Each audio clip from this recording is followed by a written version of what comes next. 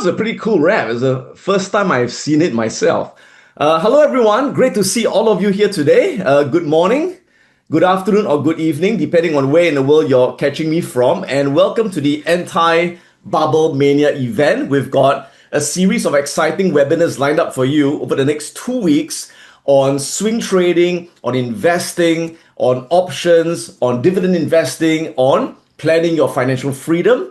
All these webinars are helping you to navigate and profit from the AI boom and the coming, well, actually not coming, it's really happening, the rotation into the anti-bubble stocks.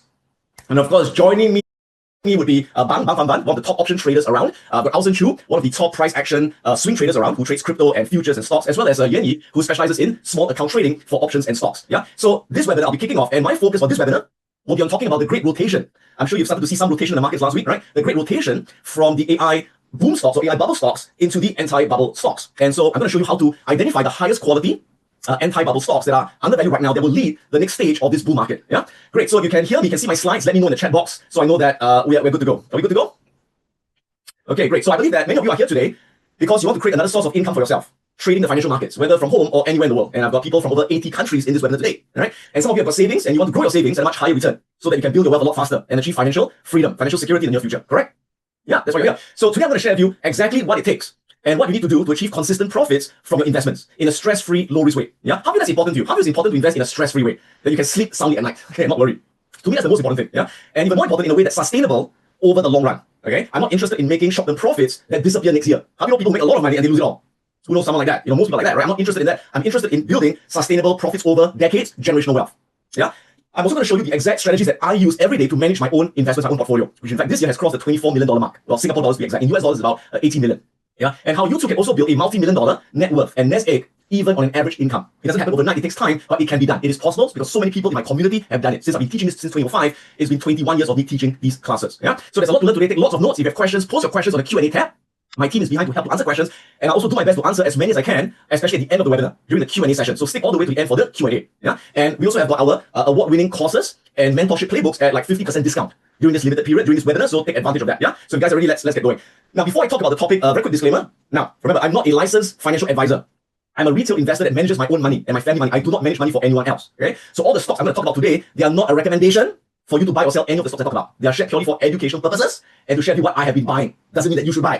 So make that very, very clear. Yeah. Okay. So let's begin. Now, as you know, many people, including the media, have been talking about this AI bubble. So what is this AI bubble all about? Okay. So basically, in the last 3.6 years, a lot of the money has been flowing into stocks that are related to the AI infrastructure build out. Right? Have you noticed that? All the money going into AI. Have you guys noticed that? Right? So first it was companies building the GPUs, the high processing chips like NVIDIA, went up a few 100%, right? AMD went up a few 100%. Then it was the CPU stocks like Intel going up, and then it was the power infrastructure stocks that build the data center infrastructure, like GE Verona. Verona. I always find it hard to pronounce that, right? Basically, it's GEV. Okay, that's the symbol. Okay, Eaton, Vertiv, and then the nuclear stocks. We need nuclear power to power the data center. The nuclear stocks went up a lot, right? And then more recently, the memory chip stocks like Micron, like SanDisk, like Samsung, like SK Hynix, all up a few 100%. So these are the stocks that have been pulling all the money from the markets, all the money going to these stocks. And again, these stocks are contributing to most of the gains in the market. Now, question: where does all the money come from to buy all these AI stocks? It comes from somewhere. It doesn't come from nowhere, right? So it comes from all the stocks that are not related to the AI build-up. For example, healthcare stocks, consumer stocks, financial stocks. So many investors have been selling all these stocks, which seem now boring and nothing to do with AI. And so many of these stocks have dropped significantly in the last 3 years. Now, many of these stocks that have dropped, some of them are extremely great businesses, high quality, very consistent profits, but they drop simply because the market doesn't find them sexy anymore, right? So that's where the opportunity lies, and they're rotating to this AI bubble stocks. Now, question: is this something new? Has this happened before? Has this phenomenon happened before? Yes, it happens during every technological revolution. And the last time it happened was during the dot-com boom. How do you remember the dot-com boom? Any of you old enough to remember? It was in the 90s. I just graduated from university, and in fact, I just got into the US market during the dot-com boom. In fact, that's how I made my first million. I was lucky to catch the boom, okay? So at the time, this guy, Nick Sleep, one of the top money managers, he said, whenever there's a frenzy of activity in one area of the market, people forget that there's also an anti-bubble of discarded companies. And in the dot-com era, these were companies with steady cash flow, okay? Now, let's take a look at what happened during the dot-com boom. Let me go to this chart over here. Can you guys see this chart, by the way? Okay, fantastic. So a bit of history lesson here. Now, the dot-com boom had to do with what? The internet. When the internet build out was the internet revolution, okay? Now, the entire internet dot-com boom lasted about 5 years, right? 5 years and 3 months. And from start to finish, it gained 1,000% from 1994 to March 2000. Now, all manias, all booms come to an end. They don't last forever. So in March 2000, the dot-com bubble burst, and the NASDAQ, which contained most of the tech stocks at the time, plunged 83% in the next 2 years, okay? So again, during that time, when all the money was chasing the internet stocks, what happened? Same thing happened. All the non-internet stocks got discarded, got ignored, and they were all very, very undervalued, right? So let's take a look at what happened at the time. There we are, yeah? So you can see these were the internet stocks that went up 300% in the last 2 years, 1998 to 2000. So what were the anti-bubble stocks? What were the stocks that people were ignoring? People were selling because they're not sexy. These are stocks like Cintas, Berkshire, United Health, General Dynamics, Bank of America, Hershey's Chocolate, so boring, chocolate, right? Procter & Gamble, Boo Shampoo, who the hell needs shampoo in AI? Sorry, not AI, internet, right? Chubb Insurance, Waste Management, so boring, Waste Management, Lockheed Martin. Now, are these great companies, by the way? Are these profitable companies? Yes, they're very profitable. They're great companies, but take a look. While the internet stocks, many of them were not making money, the internet stocks, but they went up because of hype, right? They went up 365%. Everyone was chasing them, but these great companies that actually made money, look at that, they were down 64%, 63%, 39%, 28%, 27%. Now, these ones went up, but again, they went up very little compared to the sexy internet stocks at the time, right? So you can see here, these were all the anti-bubble stocks, okay?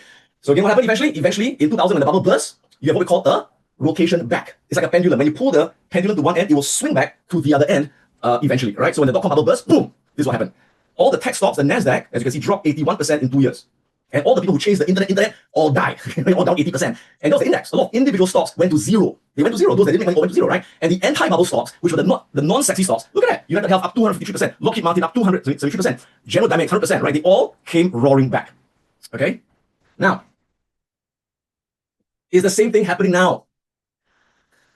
Is the same thing happening now? History doesn't repeat exactly, but history often rhymes. So the answer is, it's happening now, but not exactly. Okay, I'm going to explain the difference. So, is this AI bull market equivalent to the dot-com bubble? Certain parts, yes, but not all the parts. Okay, so first let me tell you the difference. Now, during the dot-com boom, the whole index, the NASDAQ was overvalued. It was in a bubble, right? Now, the good news is, in today's market, the NASDAQ today is not overvalued as a whole. Okay, only certain parts of the NASDAQ are in a bubble, not all the parts. Okay, so let me explain why. So let's compare. Can you see this table over here, guys? Right? Let's compare the NASDAQ today, which is 2026, the NASDAQ 100, with the NASDAQ back in the year 2000.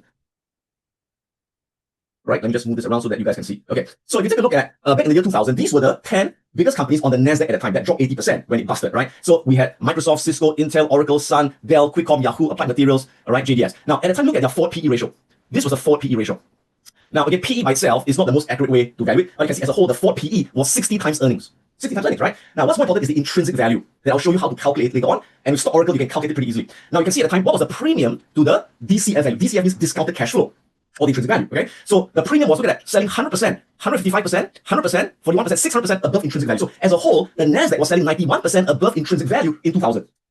Is that happening today? No. If you look at the 100 biggest stocks on NASDAQ today, it's Nvidia, Apple, Microsoft, Google, Amazon, Tesla, Meta, Broadcom, Palantir, Netflix, okay? Now, the forward PE as a whole is 32 times. So 32 is only half of 60. So it's not as expensive as back in the year 2000 NASDAQ as a whole. Got it so far? Okay. Then over here, you can look at the discount or the premium to the intrinsic value, the discounted cash flow. Right now, Nvidia is selling at a discount. Okay. Apple is selling at a premium, Microsoft discount. Okay. And you can see as a whole, it's selling at about 27% discount. Now, bear in mind that this was actually calculated a few weeks ago. So now it's not exactly the same. But the whole point is that as a whole, the NASDAQ today is not as crazy as back then, right? 26 years ago. Now, if you look at the combined, aggregate for PE, 2000 was 60 times. Now it's 32 times. Premium to intrinsic value, it was 91% overvalued. Now it's not overvalued based on these top 10. Here's another table to explain. So how do you know when something's a bubble? We look at all together 1, 2, 3, 4, 5, 6 metrics. New era narrative. What does it mean? It means there's a story that there's a revolution. Okay. So in 1929 crash, 1972 Nifty 50 crash, 2000 dot-com crash, and 2021 there was also a bear market into 2022.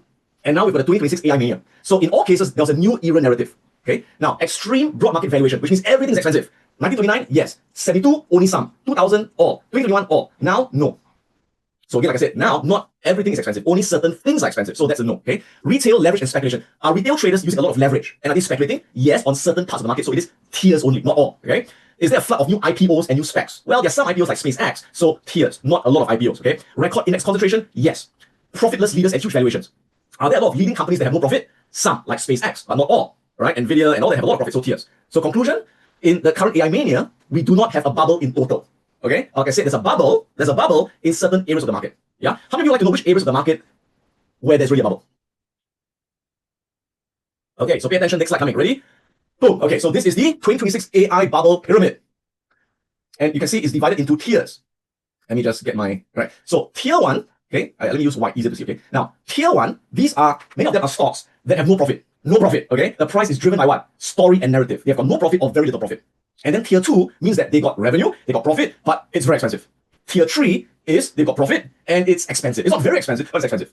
So it's formed in this pyramid, okay? So what's in tier 1? Number 1, you got the quantum computing stocks. Most of them have no profit, they're not making money. But the story about what quantum computing, their price is in a bubble, right? So example, you have got IonQ, you got Rigetti, you got D-Wave Quantum. These are some of the quantum stocks that are in the bubble, okay? Now, you may notice that some of them have started already coming down.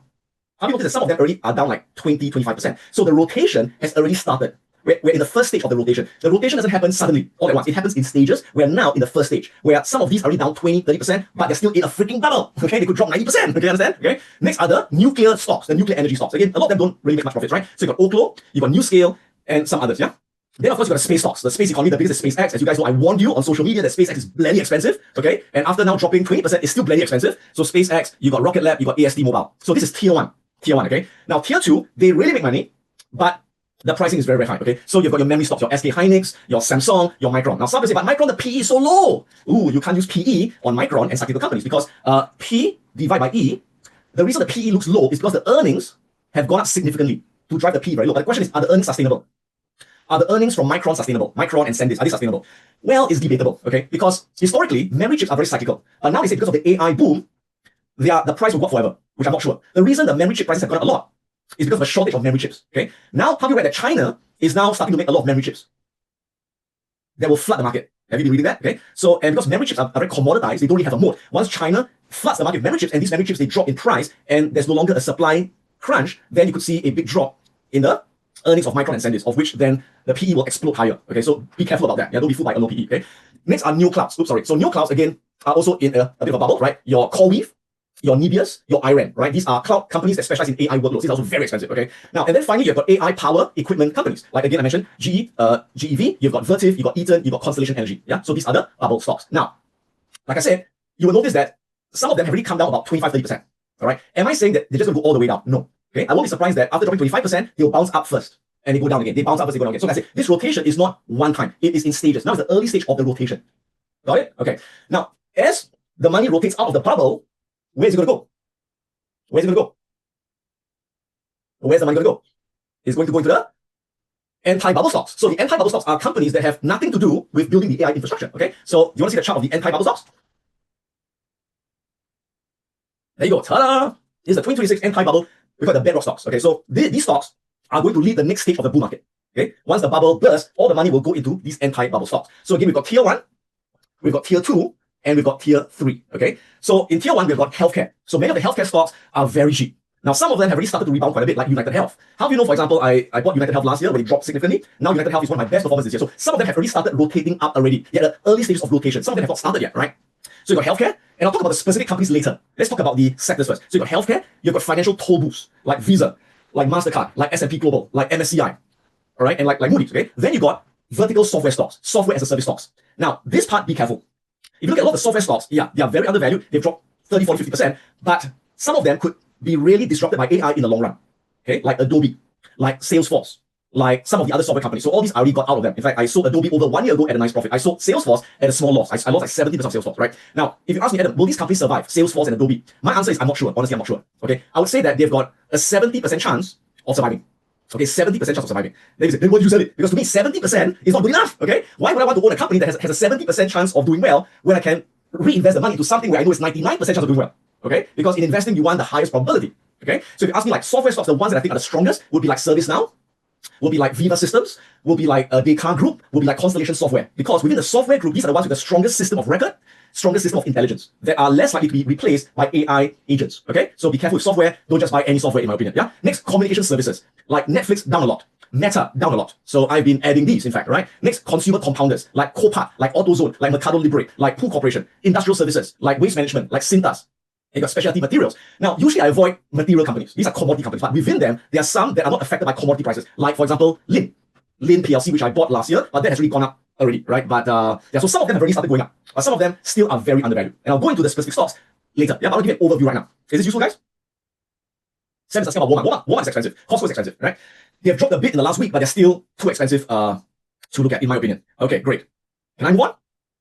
So putting it together, you can see where we are right now. And again, you can see that the majority of the market going up, not all the stocks are going up, right? They are driven higher by, again, tier one, by tier one, tier two, and tier three. Quantum stocks, nuclear stocks, space stocks, memory stocks, neoclouds, AI powered infrastructure. So these are the ones that are driving the market up. The anti-bubble stocks are, again, healthcare, software, consumer staples and discretionary, financials, and industrials. All these are now not sexy, they are unloved, But once it rotates, whoa, these ones are going to give you the few 100% return in the next few years because they're going to lead the next stage of the bull market.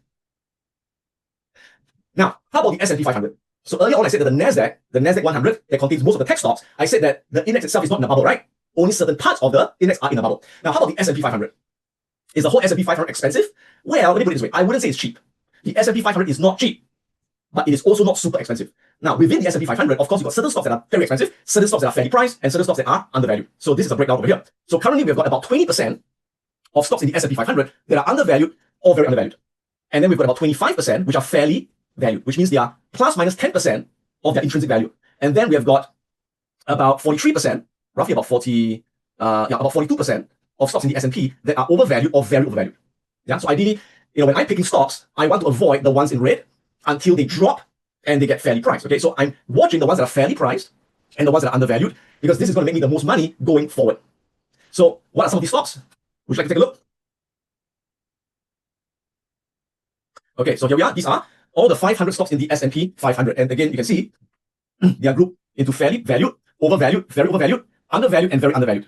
So again, as an investor, I like to focus on the ones here, here, and here. Okay. Now, again, bear in mind that please don't buy a stock just because it's cheap. Why? Because what do I always say? Don't buy a stock just because it's cheap. Why? Because cheap crap is still crap. Okay. If you buy a lousy company that's undervalued, you'll get even more undervalued and you'll never come back. So in order to do well in the markets, you have to buy great businesses, high quality companies that are fairly priced or underpriced. So they must be high quality, not mediocre, not low quality. Now you say, how do I know it's high quality? So later in the webinar, I'll show you my checklist, how I identify the top 1% of businesses in the market. So I keep saying this, in the whole market, less than 1% of stocks are investable. Please write this down. Write this down right now. This is really important. Write this down right now. I repeat, less than 1% of stocks in the market are investable. 99% are uninvestable. Why? Because they are not sustainable. So in other words, in the short term, the stock price can go up. Yes. In the short term, their profits can go up. Yes. But in the long run, their price will drop back down or their profits are not sustainable. Got it? We only want the 1% or less where the revenue and profits will continue to grow over the long run. Then the share price will keep compounding over time. Okay. It's the same thing as you walk into a room with 100 women or 100 men. Okay. I would say, only one is marriageable. Okay. Someone you would marry. Okay. 99 of them, you won't marry them. You may date them for fun. You may have an affair. You may have a one night stand, but 99 are not marriage material. Only one is marriage material. So I make it very clear. In the market, only 1% of stocks are investable. 99% are not investable. They are tradable. They are for short-term speculation and trading, not for investing. There's a big difference. Yeah. Now, so in my later webinars and with Alison and Bang, we'll be talking about the 99%, which are the trading stocks, one night stand. Okay. This webinar, I'm focusing on the 1% for investing, for wealth compounding. Yeah. So big difference over here. Yeah. So for example, if you take a look at this list, like I said, don't just go and buy any stock that's cheap. Okay. Look at the high quality ones. And I'll give you a few examples because I know some people say, give me some examples. Okay, fine.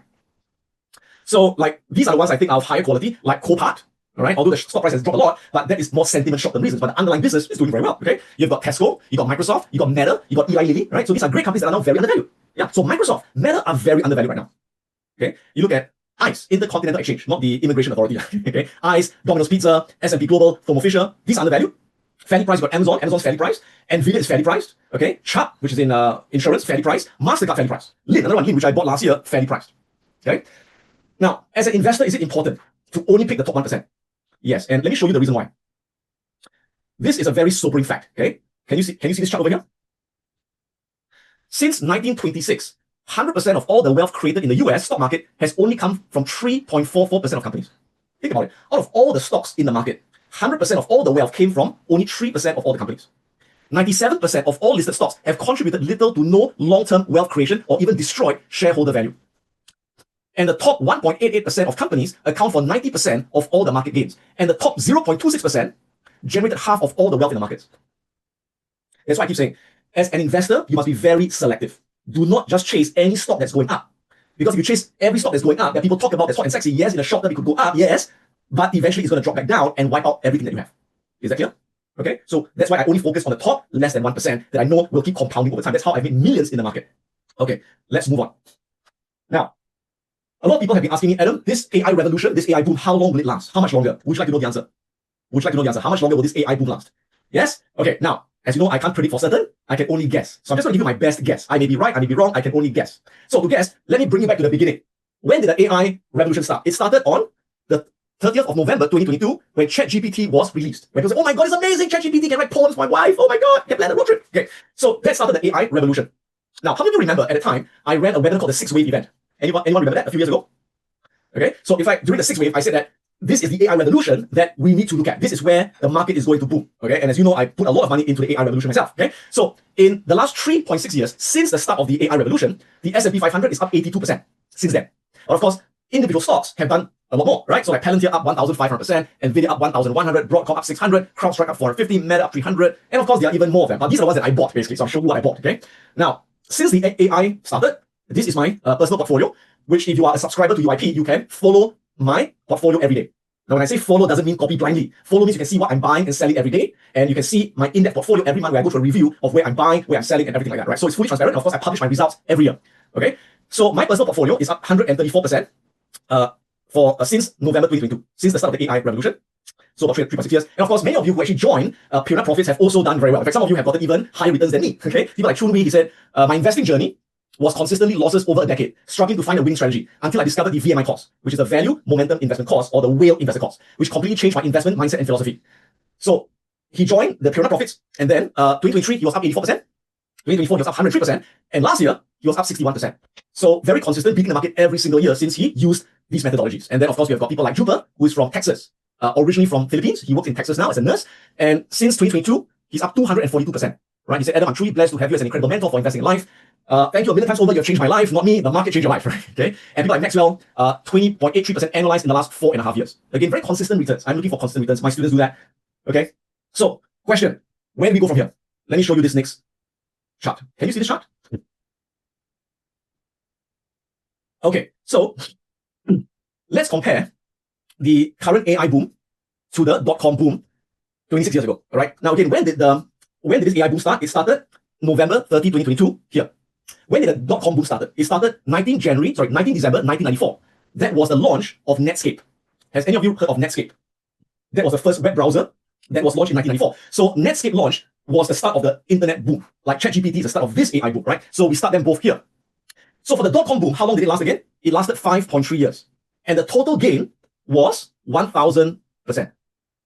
So where are we now in the AI boom? So where we are now is we are now in the third year, or 3.6 years.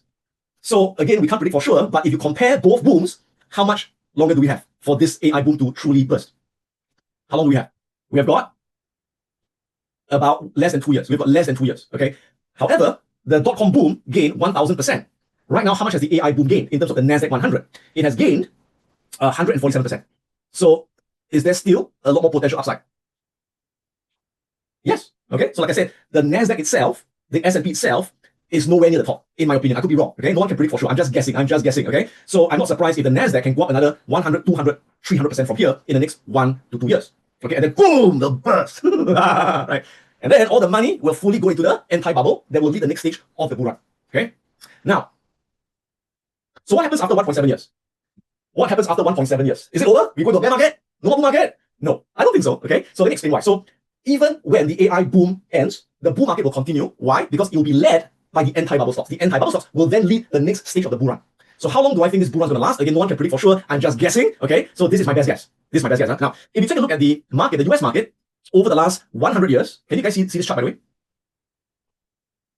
Okay, so if you look at the last 100 years, this was from 1928 to this year, okay? Now the market is divided into what we call secular bull markets and secular bear markets. What is the meaning of secular? Secular means long-term. So example, this was a secular bear market that lasted 19 years. Now, what's a secular bear market? It's a long period where the market goes nowhere. It goes sideways for 20 years or 10 years, right? So what happens after secular bear market? You have got the secular bull market, okay? So it's like, I tell you what, let me just use one color, okay? So it's got sideways, up, sideways, up, sideways, up. Can you see that? So secular bear market, secular bull market, secular bear market, secular bull market, secular bear market, secular bull market. Now, we are currently in a secular bull market, which started in 2013. And this current secular bull market, so far since it started, it's in the 13-year mark, right? We are the 13.3-year mark. Now, in the previous secular bull markets, how long did it last? This one lasted 17 years, 17.6 years. This one lasted 16.7 years. Can you see that? This gained 1,300%. This gained 594%. So in the current one, okay, we are in the 13th year. So based on this, how many more years have we got left for this secular bull market? How many more years? We've got 3 to 4 more years left of this. Okay, 3 to 4 more years left. So in other words, the easy money is the next 3 years. Okay, so what happens after 3 to 4 years? We may, again, we can't be sure, right? But we may go into another one, sideways market for 16 years. we may go to another secular bear market for 16 years. Now, during a secular bear market, does it mean we cannot make money? Does it mean that we cannot make money for 16 years? Does it mean that? No. In fact, we can still make a lot of money in a secular bear market. How? Well, let me show you something very interesting. Let me show you something really interesting. So this was the previous secular bear market, which lasted, you can see, well, this is part of the secular bear market, okay? So this was from the year 2000 to the year 2013. So this was 13 years. And you can see that the S&P 500, it dropped, great financial crisis, dot-com crash, and then went up, great financial crisis, and went up. So for 13 years, the entire index basically gave you zero return. So people call this the lost decade, where for 13 years, you made no money. How many of you have heard of this before? Oops, sorry. How many of you have heard of people talk about this before? The lost decade. Oh my God, we're going to go to another lost decade, right? Now, here's the good news. During this lost 13 years, were there certain stocks that did very well? Were there certain stocks that did very well? Yes, yes. Which stocks? The anti-bubble stocks. The high quality stocks that meet my criteria, which I'm going to talk about later on. So let me show you. In these 13 years where the index gave zero, boom, this is what happened in the 13 years. Monster, which is, they sell energy drinks, went up 18,000% in 13 years, in that 13 years, okay? Tesco went up 3,900%, AutoZone went up 1,400%, TJX, which is retail stores, went up 1,000%, United Health 690%, Starbucks went up 587%. So what does it tell you? It tells you that even in a secular bear market, you can make a lot of money if you pick the right stocks. So what I'm saying is that in the secular bull market now, any idiot can make money. Any idiot can make money simply by buying the index. You buy the index, oh, I'm so smart, right? But when the secular bear market comes and you just buy the index, you may go nowhere for 13 to 16 years. So that is when stock picking becomes very important. You must know how to pick the right stocks of the highest quality companies that have consistent profits, because these stocks will compound your wealth when everyone goes nowhere for 13 to 16 years. Is that clear? Yes. That's why you have to learn how to analyze the right stocks. Okay? Because the easy times will not last forever. They will last another 3 to 4 years and no more easy time. You have to pick great companies. And I'm going to teach you how to do that in this webinar. Coming soon in the next few slides. So hold on. Okay. So how do we take advantage of this market? How do we take advantage and create wealth? So again, there are 2 ways to make money in the market. The first way is not using your brain. No brain. Okay? The second way is using your brain. So let's talk about the first way. So the simplest way to make money without using your brain is to simply buy an index ETF, like the S&P 500 index ETF. And there are many of them you can buy, like the SPY, the VOO, and the CSPX. And of course, there's many others. Now, in the Whale Investor course itself, I go into detail to explain the pros and cons of each type of ETF. But again, you can buy any of them if you want, right? And if you buy this ETF, you will outperform 90% of professional fund managers. How many of you have read and you know the fact that only 10% of professional fund managers can beat the index over the long run? Have you guys read it before? Less than 10% of professional fund managers can beat the index. Less than 10%, okay? So if you simply buy this, you will beat 90% of all the professionals in the market, right? Without using your brain. Good, okay. So for example, if you invested in the S&P 500 in the last 20 years, okay, and you just hold through the ups and downs, you can see great financial crisis. Oh my God, we're gonna die, right? But you keep holding, right? Ignore the news, just stay invested, and it goes up and crash again, crash again, crash again, crash, COVID, we're gonna die, bear market, high inflation, we're gonna die, trade war. But if you just hold it through, you have gained 691%. That's an annual return of 10.89% a year in the last 20 years without using any brain, okay? That's the last 20 years. Now, in the last 10 years, this is the last 10 years, from 2016 to end of last year, again, we had several crashes. You know, we had this crash here, big COVID crash, bear market here, crash, Trump trade war crash, 307% over 10 years. If you analyze it, it's about 15% return a year. Okay? So in other words, if you don't pick stocks and you just buy the index ETF, what return should you expect a year on average over the long run? What return should you expect a year? It's between 10 to 15%, right? Between 10 to 15%, right? So I showed you earlier on that the last 20 years is about 10%. About 10.89. The last 10 years, it's 15%. So if you take like an average, it's about 12%. Is that fair to say? Would you agree with that, guys? Agree? Okay, great. Now, so if you do that, how will your wealth compound? Let me show you this. And for those of you who registered for this event, I believe you have gotten a copy of this for free. Did you get this? This is called the compounding Excel sheet. Okay, if you have not gotten this, do email to my team, because you are entitled to get this when you register for this event. So all of you should have gotten it. If you have not gotten it, please check your emails, right? Because you should have gotten this table. Okay, so let me show you this. Now, first, you put in your starting age. So your age, again, could be 20 years old, all right? Could be 50, whatever, okay? So let's assume you're 35 years old now. And put in your income now. So again, if you earn 6,000 a month, then 72,000. Put in your annual income increase. Again, could be 1%, could be 2%, up to you. You could put 0 if you want, right? If you don't think your income is increasing. I'm just going to put 2%, okay? And how much of your income can you save every year? How much of your income can you save every year to invest? It depends. Like in Singapore, you're forced to save 37% because of the mandatory CPF. And out of that, let's say you invest half of that into the stock market, that is at least 15%, right? Or you can put 10% if you want. It's up to you. Oh, sorry. You can put 10% if you want. Okay. Now let's put 15%, for example. And how much do you have to invest today? That is your lump sum starting now. So again, it could be 10,000, could be 20,000. You put whatever you want. Okay. You can play with it if you want. Let me just put 10,000, for example. Okay. Now you can see how your money will grow at different rates of return. Can you see that? Can you see this, guys? Okay. Now, so if you don't use your brain and you buy the index, okay, and you ride through the ups and downs, and let's say you get 12%, how long will you need to hit 1 million? How long will you need to hit 1 million? How long? Age 55, right? So again, the assumption here is you're starting at 35, and so basically you take 20 years. So 20 years to hit $1 million in net worth. Okay, and how about 30 years? In 30 years, you'll be 65. Sorry, yeah, 65. Okay, so at 65, you will have 3.7 million. Can you see that? Okay, now, but if you put your money into a fixed deposit, by the way, what's the fixed deposit rate right now? What's the fixed deposit rate? It's less than 2%, I think, right? In Singapore. Of course, in the US, it's higher. Other countries are higher, right? So let's say in Singapore, for example, if you can change it. Let's say I change it to 1.3%. Okay, sorry, I can't put points. So 1%. Well, let's put 2%, right? If at 2%, okay, you will hit your 1 million only at age 76 years old. Okay, so that's a bit too far for most people, right? So how many of you would like to be able to hit that first million or that 3 million a lot faster? So how do you do that? Either you save more money or you have a higher rate of return, right? So if you can grow your money at 20% a year, which is what I have been doing, and many of my students have been doing, I can't guarantee that you can do it. Some of you can do better, maybe, I don't know, right? But if you can grow at 20% a year, you hit $1 million at age 50, which means in what? In 15 years, right? And you can see at age 55, you hit 3 million. At age 65, you hit 19 million. Oh my God, look at that. That's the power of compounding. At age of 60 years old, you hit 7 million, right? 7 million. Pretty cool, right? By the way, you can change all this. Like you can change this to 18% if you want. You can change this to 20%, right? You can change all these numbers. Is that useful, guys? Yeah, so you can play with this. It's a free gift from us at Pure Profits to help you to visualize what you can do with your money. Okay, good. Okay, great. So how many of you would like to be able to get more than 12%? You'd like to be able to beat the index and achieve 15% or 18% or 20% or more than 20% a year, like many of my students, okay? How? So the way I do it is by picking, again, the top 1% of the best businesses in the market and buy them only at the right time. I buy them only at significant discounts. I buy great companies at significant discounts. That is how I beat the market. Yeah. So what is the keyword here? What's the first keyword? The first keyword is to pick only great businesses that make consistently increasing profits. Now, why is that important? Let me show you this chart over here. Now, let me give you an analogy. When you buy the index ETF, it's like buying a music album. How do you remember in the old days we used to buy music albums in CDs or in vinyl records? Remember that? And when you buy a music album, you had about what, 20 songs, 30 songs? Were they all great songs? No. I mean, some great songs, some okay, some songs you don't like, right? But if you listen to all the songs. Now, if you know what were the great songs, you won't buy the whole album. What would you buy? What would you buy? You buy the hit singles, correct? Yeah. So same thing here. So if you know what are the great stocks, you won't buy the whole album, you buy the hit singles. And so you will outperform the music album. For example, if you take a look at the last 3 years, you can see if you bought the S&P 500, SPY, you have gotten 99% in the last 3 years. That's the music album. Not bad. You're still making money, right? But if you pick the best companies, like Palantir, that went up 1,700%. Nvidia went up 1,000%. CrowdStrike went up 600%. Broadcom 500%. Palo Alto 400%. Google 200%. These are the hit singles. So when you buy high quality companies, they can outperform the index by 18 times, by 11 times, 6 times, 5 times, 4 times. So what I do is every day, my job is to pick these stocks. And I teach people how to pick these stocks. All right. So in full transparency, let me show you my portfolio.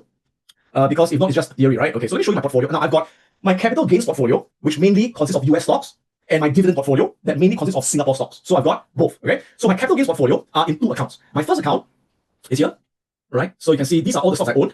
Again, Amazon, Alphabet, Nvidia, Meta, Microsoft, United Health, ASML, Palo Alto, CrowdStrike, HCA is all that, right? So this account, I've grown it to 6.4 million US dollars. Where's my calculator? Let me get my calculator. 6.4 million, 6.44 million US dollars, right?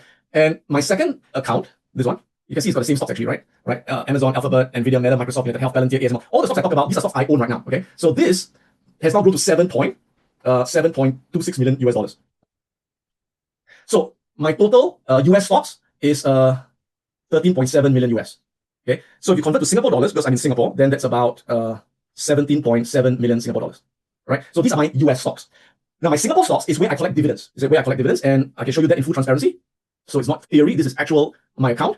Okay, so this is my Singapore stocks, right? So I own DBS. Right now it's grown to 1.4 million. So recently the bank stocks have done very well. OCBC grew to 1.3 million. UOB grew to 900,000. I've got Fraser Centrepoint Trust. I've got CapitaLand Integrated Commercial Trust. I've got CapitaLand Ascenders REIT. So in total, if you add up all my Singapore stocks, it's about 6.8 million Singapore dollars. So 6.8 million Singapore dollars. So total is about, total I've got about roughly 24.5 million invested in the markets right now. Okay, so why am I showing you this? It's not to impress you, okay, but it's to impress upon you that I have a lot of my skin in the game. I've got all my skin in the market. So whatever techniques and methods I teach on investing, these are the same methods I use every day to manage 24 million of my own money. So the market goes up, down 10% every day. It's like 2-3 million movement every single day. All right. Yeah. So like I say, this is no big deal. You know, anyone can build a multi-million-dollar portfolio. You just need time. You need the right methods. Okay. So what have my performance been? Let me share with you my performance. Okay. So last year, this was 2025, my first portfolio gained 17.5%. My second portfolio gained 14%. In terms of dollar gains, 886,000 US, my first portfolio. Second portfolio, 609,000 US. My total gain last year, 1.5 million US. This was in 2025. 2024, my first portfolio gained 24.8%. Second portfolio gained 22%. Total cumulative gain 1.7 million US in 2024. 2023, my first portfolio gained 48%. Second portfolio gained 43%. Total gains, 2023 was 2 million. So every year I'm making roughly about 2 million US in my capital gains portfolio. My Singapore portfolio, roughly another 1 million plus every year. Okay. And you can see from January 2019 to July of this year, this was the start of UIP. So UIP is my mentorship system where students will track my portfolio every day. They can see what I'm buying and selling every day. So I publish my accounts, right? So for the last 7.5 years, you can see my portfolio in blue is up 277% versus the S&P 500 that gained 198%. Now, during the last 7.5 years, was it an easy market? Was it an easy market? No, it was one of the toughest periods, okay, in my investing career. Because the last 7 years, we had 2 bear markets. We had the 2020 COVID crash and a severe recession. 2022, we had another bear market because of the high inflation and the Fed raising interest rates at the highest rate in 4 years. We had the Ukraine war, we had the Middle East war, we had the crazy Trump with all his tariffs all over the place, you know. But despite that, I managed to beat the S&P 500 significantly. And so that's why I tell my students, as an investor, ignore the news. Ignore the trade war. Ignore the Middle East war. Ignore the recession. Ignore all the news. Why? Because as long as you hold great companies that increase their profits every year, you will do very well if you learn to ignore the short-term volatility. Does it make sense, guys? Okay. Now, some of you may notice that I had about $6 million. I had about $6 million here. Right? Can you see 6 million? And then it had a big drop this year. Can you see that? This is the amount in my account. Can you see this big drop here? Okay. So what happened? I withdrew 99% of all my money from my joint account.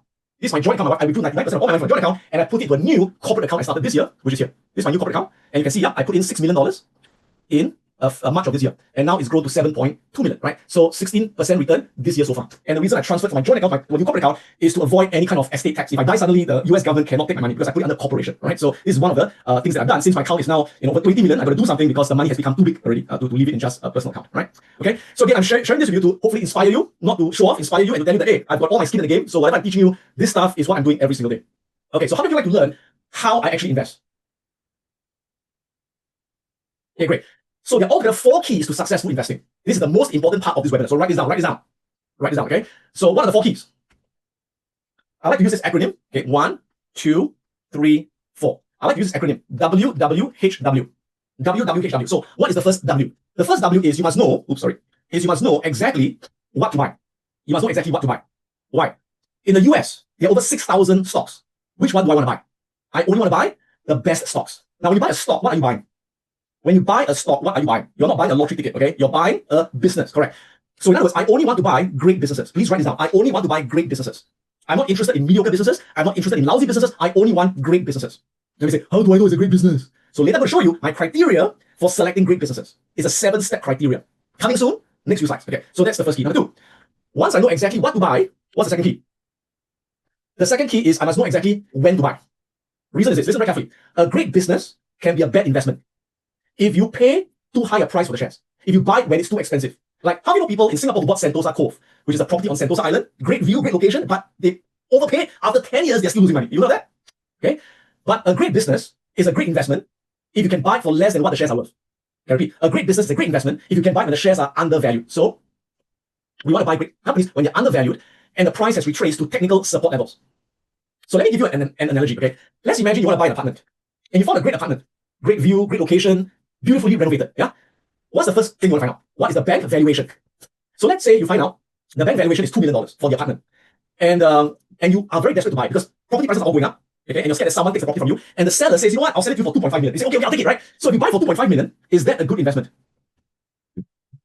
If you buy for 2.5 million, is that a good investment? No, why? Because you're paying $500,000 above valuation, right? So it may take you a long time to break even, okay? But what if you find a desperate seller? Maybe he's going through a divorce. His business went bankrupt and he has to quickly sell the property to get cash. And you happen to be there. And you say, you know what? I'll take the property from you at 1.5 million. And he's so desperate. He says, okay, take it. Okay. Now, is that a good deal?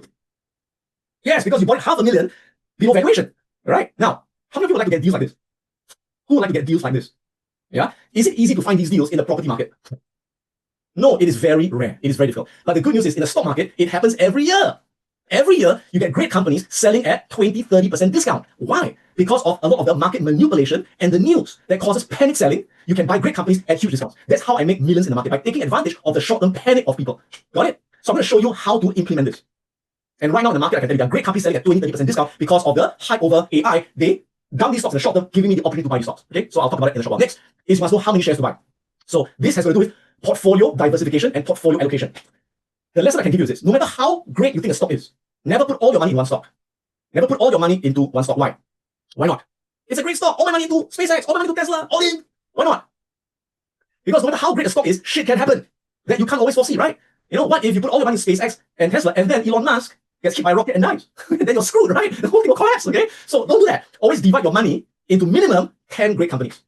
Into minimum 10 great companies or more, right? So it could be 10, could be 20, could be 30, divide it, yeah? So that Elon gets killed by a rocket, no worries, you can still make a lot of money because it's just 1 in 10 of these stocks, okay? Now the last thing is you must know when to sell. The trouble with a lot of people is that I know what to buy. I know when to buy. I don't know when to sell. If you want to make millions in the market, number one, you cannot sell too early. That's the mistake a lot of people make.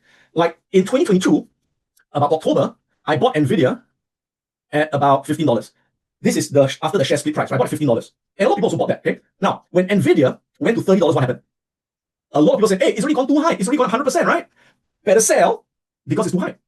And what happened after it sold at 30? It went to 100. It went to 200, right? So if you take profits at 20%, at 50%, at 100%, you make peanuts. You make peanuts. In Asia, we say you make kacang putih money. Okay? If you want to compound to millions, you cannot be happy with a 20% return. No. You cannot be happy with a 50% return. No. You cannot be happy with a 30% return. No. You must go for 5 times, 10 times, 20 times your money. That is how you compound your wealth. Okay? So as long as the company is growing, as long as there's a long runway ahead, you leave it alone. Like Nvidia. Okay? Since I bought Nvidia at $15, okay, I have more than what? 10 times my money. More than that, right? And I'm still not selling because it's just, there's still a long runway to Nvidia, for example. Yeah? Now, you cannot also sell too late. Once you find that the company is being disrupted, the business model is being disrupted, is losing its competitive advantage, you get out. Right? That's why Adobe. Okay, I sold Adobe at about $450. Why? Because at the time I felt Adobe was getting disrupted by a lot of competitors. I sold it for 50, I made a small profit, and then now Adobe has collapsed down. Am I buying it back? No. Okay, I'm not buying it back, but I am entering it for short-term trading with options only. And in fact, I just took profit on my Adobe trade 2 days ago at about, let me show you where is it? I took a trade on that. Let me see if I can find that for you. I posted it on my UIP notifications. Let me see where it is here. Where is it? There here. Okay. I know it's a bit small. Can you guys see this, by the way? Right? Can you see I sold my Adobe options trade, made $2,900 here? Can you guys see this? It's a bit small. Yeah. So to me, Adobe, yeah, it's a bit small, I know, but if you can come. I can't magnify my screen, unfortunately. Can you see this? Okay. So to me now, Adobe is no longer investable. It's not investable anymore. It is only meant for speculation, for trading using options. Okay. So that is the big difference here. So is this useful so far, guys? For me, Micron is also for trading and speculation, not for investing. It is too dangerous to invest. It's only for one extent. Okay, so let me go into greater detail on the first key, which is knowing what to buy. So like I said, before I buy a stock, it must pass my 7-step criteria of being a great business. Now make a guess. Out of, again, all the stocks, let's see if you remember what I told you, right? Out of all the stocks, what percentage of stocks pass my investment criteria? Less than 1%. Less than 1%. So how do we identify the 1%? Okay, so let me share with you what I look at. Number one, write this down. Write this down. Number one, I only invest in businesses that have a history of consistently increasing sales revenue, net income, and cash flow from operations for at least 5 years. At least 5 years. So in the last 5 years, I want to see that the business has been growing their revenue consistently, their profits are growing consistently, and the cash flow from their operations is increasing consistently. Why? Why? Because if a business can increase their revenue, profits, and cash flow for at least 5 years, that means the business is predictable. Please write this down. The business is predictable. Number two, the business is resilient. So I want to ensure that in the last recession, in the last pandemic, they can still grow their revenue, they can still grow their profits. That's called resilient. Now, can all companies do this? Can all companies pull this off? No. In fact, I can tell you that less than 5% of companies can pass my first criteria. So if you just apply my first criteria, it would eliminate 95% of all the stocks. Okay? So let me give you a few examples. Yeah. Now I'm from Singapore. And so people ask me, Adam, what do you think about Singapore Airlines? SIA. How many of you have flown on Singapore Airlines, by the way? Now, let me tell you that I love Singapore Airlines as a customer. In fact, I only fly on Singapore Airlines. Great service, very well managed. But will I ever buy shares of the stock? No, never. I'll never buy shares of the stock. Why? Because all airline businesses fail my criteria. It's not the fault of the management. It's the nature of the whole industry. They all are not great businesses. Okay. So for example, let me show you. Let's go to Stock Oracle. And let me put in Singapore Airlines. Excuse me. See, let me explain why Singapore Airlines is not a great business. Although I love it as a customer. Okay. So let me explain why. Very simple. So let's take a look at the financials. Can you guys see my chart over here? Okay, great. So the first thing is we look at the revenue, sales revenue. Now, if you look at the last 10 years, is their revenue increasing consistently? See, the revenue goes up, then the revenue goes down, and then in COVID, of course, it crashed, and then it went up. So the revenue is very cyclical. Can you see that? It goes up, it goes down, it goes up, it goes down. And during a recession, during a pandemic, the revenue drops. So it's not that resilient. Okay. Now, next, look at the net income in green. Can you see that although the revenue is here, but the profit is very little? Can you see that? Can you see the profit is very little? So airlines have very low profit margin. Why? Because there's a lot of competition. And there's a lot of costs, high labor costs, high fuel costs, high maintenance costs. Right? So because of that, you can see the profits are very little. Now, even you can see the revenue goes up, the profit went up here. Can you see the profit went up? But here, even though the revenue went up, the profit dropped by half. Then here lost money, here lost a lot of money, lost money, made money, made money, made money, profit dropped by half. Then profit is half again. Is that consistent? Is this called consistent? No, this is inconsistent, right? Make a lot of money, make less. Make a lot of money, make less. Lose money, make money, lose money. So it's very inconsistent. So it's hard to project how much they will make in the future. All right? Now, then take a look at the chart on my right. When you invest in a business, what's more important than profits is this thing called free cash flow. Can you see free cash flow? Free cash flow tells you how much cash the business generates from the operations minus the capital expenditure, which is they have to keep buying new planes, replace the plane, repair the plane, right? So what is the free cash flow left is the cash they can use to pay dividends, to buy back shares, or hold as retained earnings. Okay. Now look at the free cash flow. Negative. Oops, sorry. Where is it? Yeah. So here, free cash flow negative, negative, negative, negative, negative. Very positive. Drop by half. Drop, drop, drop. Their free cash flow is dropping. Can you see that? Can you guys see this? By the way, obviously you can't see. Can you see that? Yeah. Now let me ask you this: what is a business? What is a business? A business is a money-making machine. Write this down. A business is a money-making machine. The more money it makes, the more it is worth. Agree? So if the business cannot generate more free cash flow, it cannot be worth more. That's why the stock price cannot sustain. The stock price cannot go up consistently. So if you take a look at the stock price of SIA, this is Singapore Airlines, right? And you look at the last 10 years, what do you notice? 10 years ago, the stock price was at $7.80. After 10 years, it's at $7.70. Yeah. After 10 years, the share price did not go up. Why? Why? Now you know why. Because the free cash flow is not growing. That's why it can't be worth more. You follow what I'm saying? Right? So that's why I don't buy these kind of businesses. So what business do I buy? I buy businesses with consistently increasing free cash flow. So example, one of my stocks I've held for many years is called MasterCard. Let's look at MasterCard.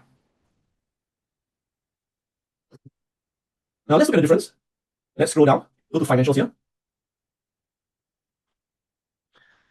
Can you guys see this chart?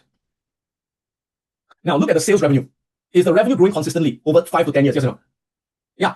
Now during COVID, the revenue dropped as well, but it dropped very little. Can you see? Compared to SIA, where the revenue dropped a lot more. And look at the net income. Net income also increasing consistently. Is this more resilient? Is this more consistent? Is this more predictable? Yes, that's what I'm looking at for an investment. And again, most important is look at the free cash flow. Look at the free cash flow. Can you see the free cash flow is increasing consistently? Can you see that? Yeah. So if the company makes more and more and more every year, what happens? The business is worth more. That's why the share price goes up. So in the long run, write this down. In the long run, share price follows free cash flow growth. Write this down. In the long run, share price follows free cash flow growth. So if you look at MasterCard,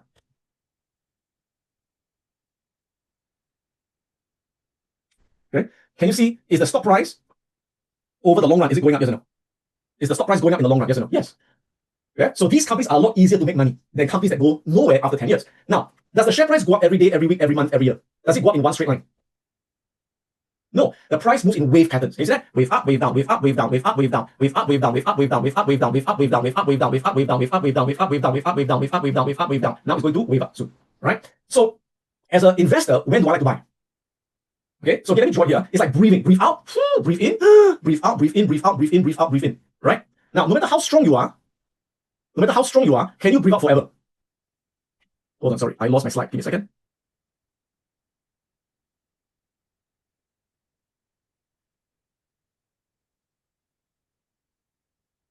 Yeah, sorry. No matter how strong you are, can you breathe out forever? Can you go, can you breathe out forever? No, right? You're gonna run out of air. So eventually you gotta breathe in before you breathe out again. Okay? So as an investor, where do I like to buy? Do I like to buy after a wave up or after a wave down? I like to buy after a wave down. Okay? So after it waves down, then I buy before the wave up. Wave down, buy before the wave up. Wave down, buy before the wave up. We say, how do I know it's the bottom of the wave? How do I know it's the bottom? We can't always predict the bottom, but we can identify near the bottom using support levels, using moving averages. So I combine fundamental analysis with technical analysis to help me to identify where is the optimal place to buy. Now, I can't always pick the bottom, but I buy nearer the bottom than nearer the top. As long as you can buy nearer the bottom than nearer the top, will you do better than most people? Will you do better than most people? Yes, that's the whole idea, right? Okay, so moving on. So far, is this useful, everyone? Okay, great. So that is criteria number 1. Remember, I've got 7 criteria. It must pass all 7 criteria. So criteria number 2. By the way, criteria number 2 is the most important of all, right? Criteria number 2. I only invest in businesses that have a sustainable competitive advantage. that protect the business from competition. So competitors cannot easily take away their customers. Competitors cannot easily take away their market share. What is this called? Warren Buffett, he calls this an economic moat. Now, what's a moat? A moat is, in the old days, oops, give me a second.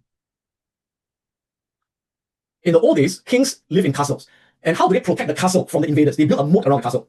A moat is this water barrier, right? Where they put off crocodiles and all that, okay? So same thing, when you invest in a business, competitors always want to eat your lunch, agree? Whatever profit you make, they want to take a profit, very simple. So you must make sure that the business you own has a wide moat, has a lot of crocodiles, so the competitors cannot take away your customers. So in other words, write this down. In other words, I only want to own businesses that have little or no competition. I repeat, I only want to own businesses that have little or no competition. Okay? So what gives a company this moat, this protection? There are 5 things I look at, 5 things. Number 1 is a very strong brand. Okay? Now, if a company has a very strong brand that people love, that people are loyal to, they're willing to pay more for the brand. That's called pricing power. Please write this down. Please write this down. I only want to buy businesses that have got pricing power, which means they can raise prices every year and not lose customers. Even if the competitors cut their price, their customers will not go to the competitors. That is a strong brand. Now, can you name me companies like that? They can raise their prices, customers will not go to the competition. Yeah, a good example is Apple, right? Hermes, Microsoft, Palo Alto, McDonald's. Correct, this is what we call strong brands. So we only want to buy brands with pricing power. Understand? Next, I look at what we call brand monopoly. Where the brand is so strong, it becomes the top of mind recall. The moment someone mentions the product, it's the first brand you think about. So let me give you a few examples. Let's play a game, all right? Yeah, Coca-Cola is another good example. Let's play a game. Now, so if I mention search, every day we have to search for information, right? So when you think of search, what do you think about? Google. In fact, what do we say? Google this, Google that. It's become part of our vocabulary, right? You don't say Bing this, Bing that, duck go this, duck go that, yeah? In fact, how many of you cannot live without Google? Like, I cannot live without Google, right? Every day I use Google Maps, I use Gmail, I use Google Docs, and I create videos, I watch YouTube on my Google, right? So that's why if you look at Google, what happens to the share price? What happens to the share price? The share price will always go up. Why? Because Google has no close competition. It's a freaking monopoly. It's a brand monopoly. Understand? Okay? So another example.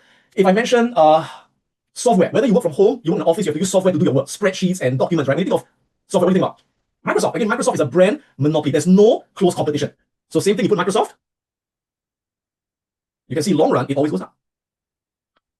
So we only want to buy brand monopolies. Okay, give you one last one, okay? So wherever you are in the world, you're in the UK, you're in Singapore, you're in Indonesia, you're in Europe, you're in the US, early in the morning, late at night, you're hungry, but a lot of restaurants are closed. So, but there's a fast food restaurant somewhere nearby that is pretty good. What do you think about? McDonald's, that's right.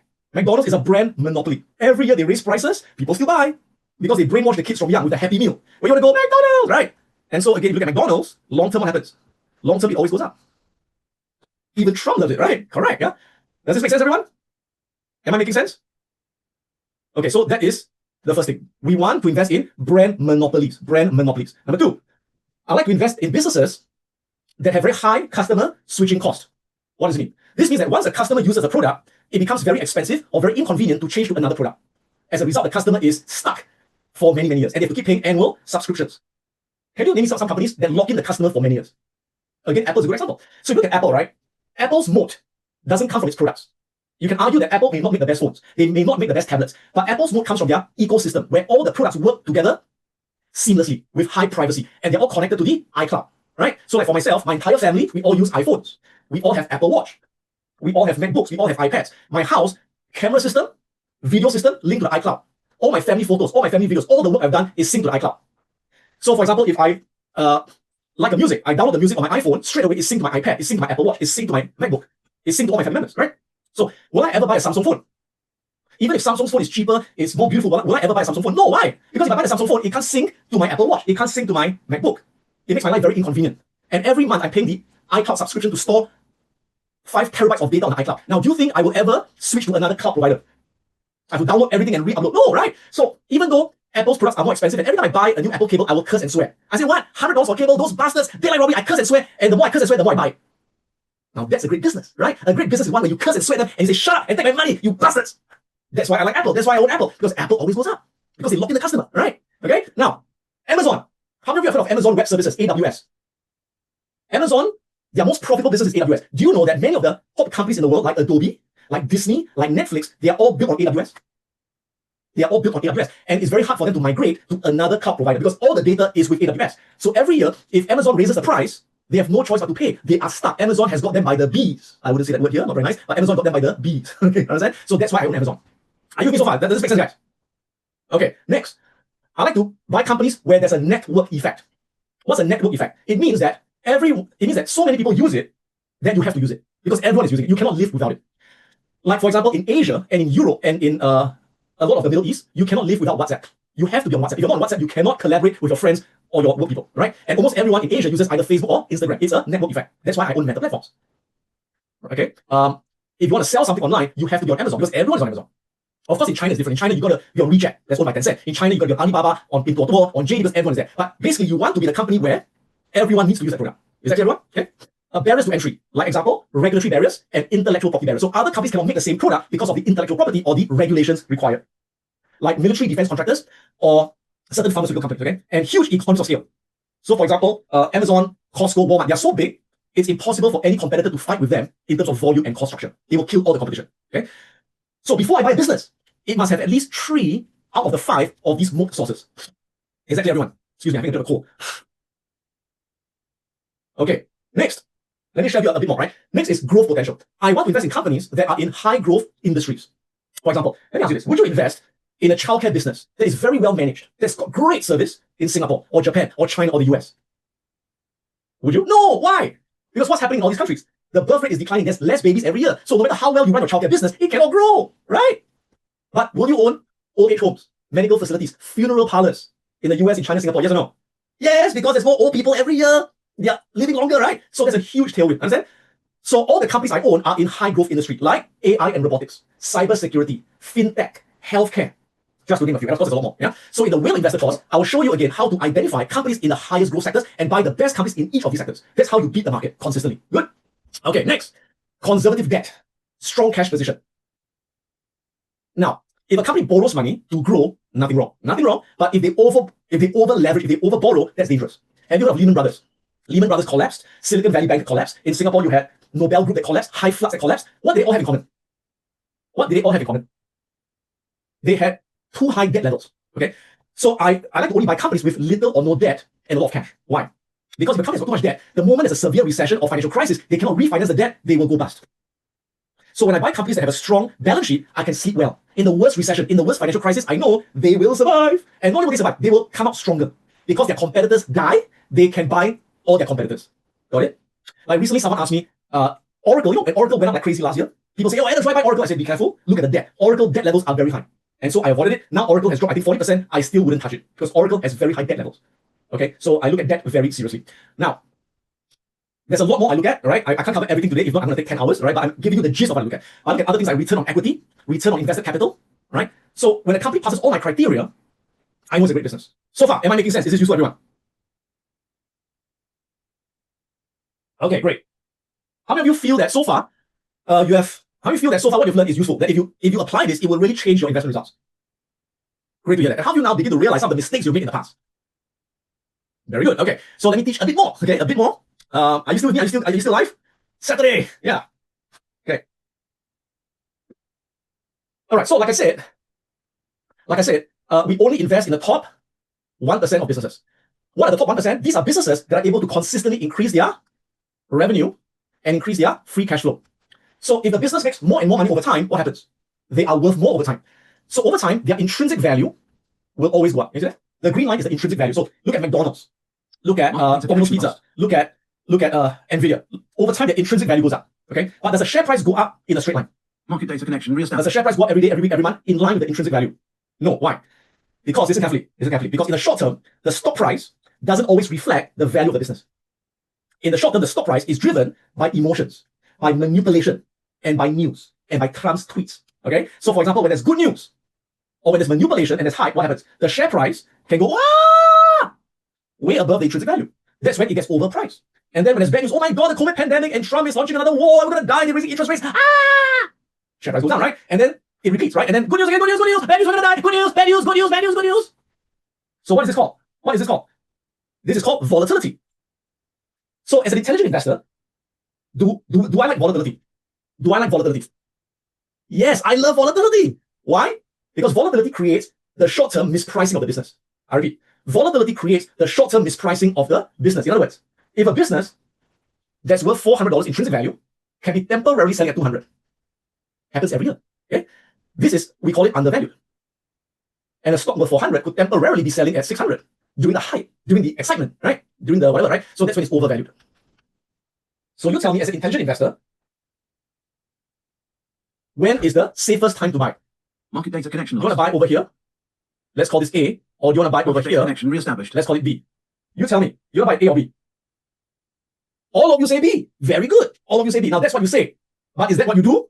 I hope so, okay? Because I can tell you that most retail investors who are not trained in investing, they always buy at A. They always buy at A. And not only that, they always buy somewhere here near the top. Why? Because most people who are not trained in investing, they buy and sell not based on intrinsic value. Market data connection lost. They buy and sell based on emotions and news. So what happens is that when they see the stock price going up, they say, wow, everyone making money, I want to make money. Everyone gets excited, I get excited. And what happens after the price goes up? The good news will come up. The news will say, oh, the company's doing very well, the analysts upgrade the stock, right? So they read all the good news and they buy right here when it's selling at a premium. And after they buy, it may go up a little bit more, but shortly after, what's going to happen? Bam! And when it goes down, everyone panic, ah! And when they see everyone panic, ah! They also panic. Everyone sell, I also sell. And after the price drops, that's when all the bad news will come out. All the economy is not doing well, and the Fed is going to raise interest rates, and Trump is launching a war. Oh my God, we're going to die. And they end up selling here. So they buy here, sell here, buy here, sell here, buy here, sell here. How many of you have done this before? How many of you in the past, every time you got excited, you read something great in the news, you bought the stock, and after you bought it, it dropped. After it dropped, you panicked and sold. After you sold, it went up again. How have you experienced this? So if you experienced this before, why? It's got nothing to do with luck. It's got nothing to do with luck. It's not because you're unlucky. It's not because the market gods hate you. It's because you're buying and selling based on news and emotions, not based on intrinsic value and not based on technical price levels. So if you want to beat the market consistently, like my students, like myself, if you want to make millions of dollars, like me, okay, what must you do? What must you do?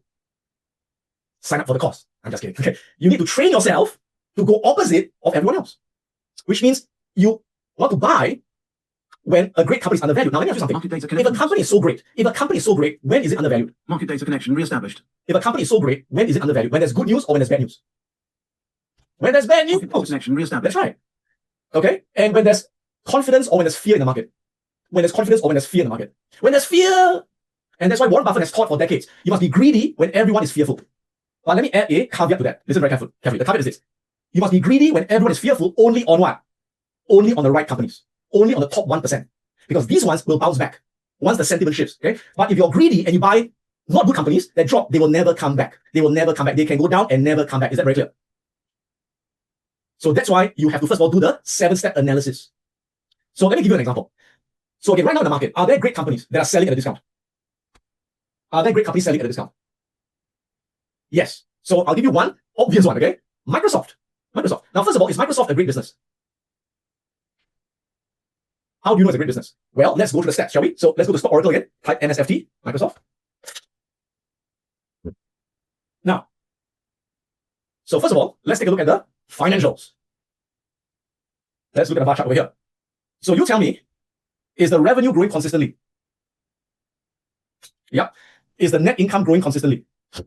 Yes. Is the free cash flow also growing? Although it dropped recently because of increased capex, but the operating cash flow is growing consistently. Yes. Do they have Indian CEO? That one sure win because Indian CEO don't sleep. They work 24 hours. Yeah. Okay. Anyway. So next, do they have a wide economic moat? Do they have a wide economic moat? Adobe, the Indian CEO, retired already. Yeah. So no more Indian. Now I think become one white guy.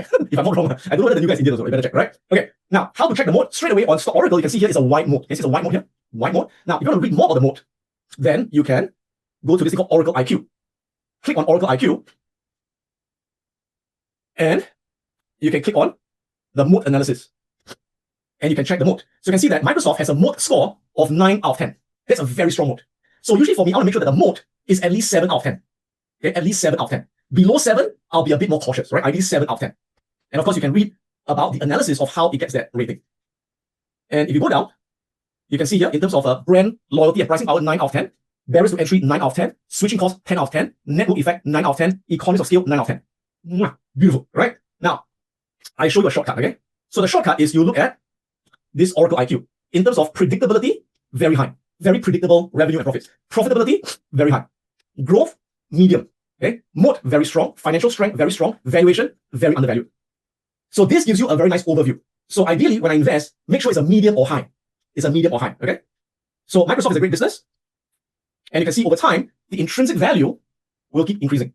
But look at the share price. The share price doesn't always go up, right? Share price is driven by manipulation news. Good news, bad news, good news, bad news, good news, bad news, good news, bad news. Ah, we're gonna die. Right? So as long as the price is below the intrinsic value, it's a great time to add shares. Market data connection lost. Now, some of you are asking me, Market data connection reestablished. how do I calculate the intrinsic value? How do I get the intrinsic value? So there's two ways. In the whale investor course, you will learn the manual method of calculation. And then I'll show you the automated method for those of you who are very lazy, okay?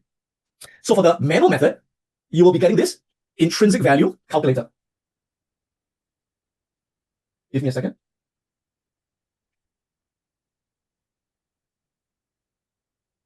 Okay, you'll be getting this intrinsic value calculator, and all you're gonna do is to key in all the numbers in white. And you can get all the data from Stock Oracle, right? Or you can get it from other websites if you want to. But Stock Oracle is the best because it's easiest to find. Okay. So first you add in the free cash flow of the business, but you have to normalize it based on the normalized capex.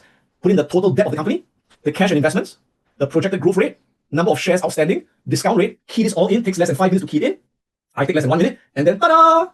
It gives you the intrinsic value, $553. So what's the stock price now? The stock price now is $385. Okay, $385.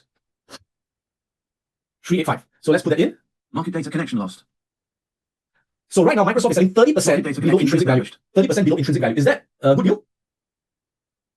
That's not bad. That's a pretty good deal, right? 30% below intrinsic value. Now, this is the manual method. Those of you who are very lazy, what can you do? If you're very lazy, just take a look at the Oracle value. Ta-da! There we are. It's there for lazy people. Okay? Yeah, intrinsic value calculator, you'll get it when you enroll in the Whale Investor course, right? You get it as part of the Whale Investor course. Now, so let's look at the chart. Let's look at the chart. Let's go to Microsoft. Oops. Okay, let's go to Microsoft here. So you can see the intrinsic value is somewhere here, right? 553, which we just saw, right? 553, somewhere around there. So right now, is it undervalued? Yes, okay. Now, look at the chart. Can you see that the price moves in wave patterns? Can you see? Wave up, wave down, wave up, wave down, wave up, big wave down, wave up, wave down, wave up, big wave down, wave up, big wave down. Can you see that? Oops, sorry. Can you see that? Wave up, wave down, wave up, wave down, wave up, wave down. So are we now on a wave up or wave down? Are we now on a wave up or wave down? Correct. We're on a wave down. So this is an ideal time where I like to add shares. Again, this is not a recommendation for you to buy. I'm not a licensed financial advisor. I can just tell you I have been adding more shares. Okay? Because after wave down, it will tend to wave up. Now, could it still go lower? Is it possible it can still go lower? Of course, if Trump tweets something crazy, of course it can go lower. We can't control that, but we know that over time it will go higher. Okay? Now, let me go back to this chart over here. Now, think about it, guys. Must you buy right at the bottom to make money? Must you buy right at the bottom to make money? Market data connection lost. You don't need to, right? No one can predict the exact bottom. Market data connection. As long as you buy below the intrinsic value, below the intrinsic value, below the intrinsic value, will you do very well? Yes. So again, I cannot tell you that I can buy right at the bottom. But in the course, I'll teach you how I use chart patterns, how I use technical support levels to add near the bottom. I add near the bottom. So my average is somewhere here. My average is somewhere here. My average is somewhere here. And over time, that's how I compound my wealth. So again, if you take a look at, and I've been adding more, in fact, right? So if you take a look at, for example, Amazon, you can see my average cost is $118. Now it's at $245. I'm up about almost $250,000, right? Alphabet average price $100. Now it's up $357. Nvidia 73. I started buying at 15, but then I added more. So it went up. Right now it's at 210. Meta, I was 341. I bought at about 100. I added more on the way up. Microsoft 325. United Health 300. Right? L&T I bought at $9, and now it's like 126. It went to 160. I'm up about 1,200%. So again, I don't always buy the bottom. I just buy below intrinsic value. I let it grow over time, and that's how I, build it to a couple of $1 million. Okay? Is this useful, everyone? Okay. So remember earlier on, I showed you this list of anti-bubble stocks. So let me show you some of the stocks that you can look at. Again, I'm not recommending you buy, but what I can say is you can use this for your research. You can do more research, okay? And of course, in the Whale Investor course, for those of you who have not taken it, I will show you exactly how to do the research very, very effectively using Stock Oracle. Yeah. So here we are. These are some of the stocks that you can look at for each of the sectors, right? So for software, you can see some of the high quality companies are Constellation Software, ServiceNow, Microsoft, and Descartes Group. Now, what does plus 51 mean? Make a guess. When you see plus 51, what does that mean? That means it's 51% undervalued. This is how much undervalued. Green means undervalued. Okay. And then you've got communication services, Meta 34% undervalued, Netflix 8% undervalued. Healthcare, you've got Novo Nordisk 31% undervalued, Viva 29% undervalued, Thermo Fisher 17% undervalued, United Health, I bought it last year when it was about 40% undervalued. Now it has already rebounded. So now it's only 1% undervalued, right? And then you've got financial stocks like MasterCard, Intercontinental Exchange, consumer stocks. Some of them are very undervalued still, industrial stocks. Now these ones I bought last year when they were very undervalued. They've already started going up. So now they are fairly priced. They are fairly priced, okay? So again, you can use this as a list to do your research. Okay, so let me summarize what you've learned. Number one is to identify the fundamentally strongest stocks in the whole market, whether in the US market, in the Australian market, in the European market, whatever market, is the same criteria. It's the exact same criteria, no difference. Market data connection lost. Okay, so again, we want to find the top 1% of stocks in India, in Europe, in US. That's it. Market data Okay? connection reestablished. Number two, we want to buy when the price is undervalued. So you're going to learn in the Whale Investor course how to calculate the intrinsic value of all kinds of stocks, whether is it bank stocks or REITs or tech stocks. Okay, and we buy them when they have waved down to a support level. Market data connection lost. Market data connection lost. That's my broker. Okay. Step 3 is to Market data build connection a reestablished. low risk diversified portfolio. Again, don't put all your money in one stock, divide into minimum 10 great companies. And they cannot all be the same industry. Don't buy all 10 semiconductor stocks, for goodness sakes. You must have a diversification of technology, of financials, of healthcare, of consumer stocks. Okay? And then step 4, when you sell. I sell, once it gets very overvalued, I start to trim my position. Or if I feel that the business is losing its competitive advantage, like Adobe, I got out. Salesforce, I got out. What else did I get out? I also got out of, something I forgot. Boston Beer, I got out last year. And I also sold Estee Lauder because I felt that they were losing their competitive advantage. I get out and I buy stronger companies. So I'm always replacing weaker companies with stronger companies. And that's how I keep building the portfolio. And of course, a lot more, right? So I've been teaching this class now for 21 years. I first started it in 2005, teaching physically. And of course, in 2016, we then did it online via Pure Profits. And you can see over the years, all my students, their track record has been published everywhere. So hopefully this can inspire you that anyone can do it. People like Tony from Vietnam, he says, hello, Adam, I'm Tony, not from Vietnam. Very happy because my investment results in the US market since 2023 once again exceeded my expectations. Right, and since then, in 2023, my long-term investment account beat the S&P, grew by 131%. Okay, and then people like Adrian, give me a second, please. People like Adrian, very grateful to Adam, YY, Richard, and the team for the teaching, insights, and thought processes. Most importantly, managing my psychology. Right, and she was up 49% on the first year.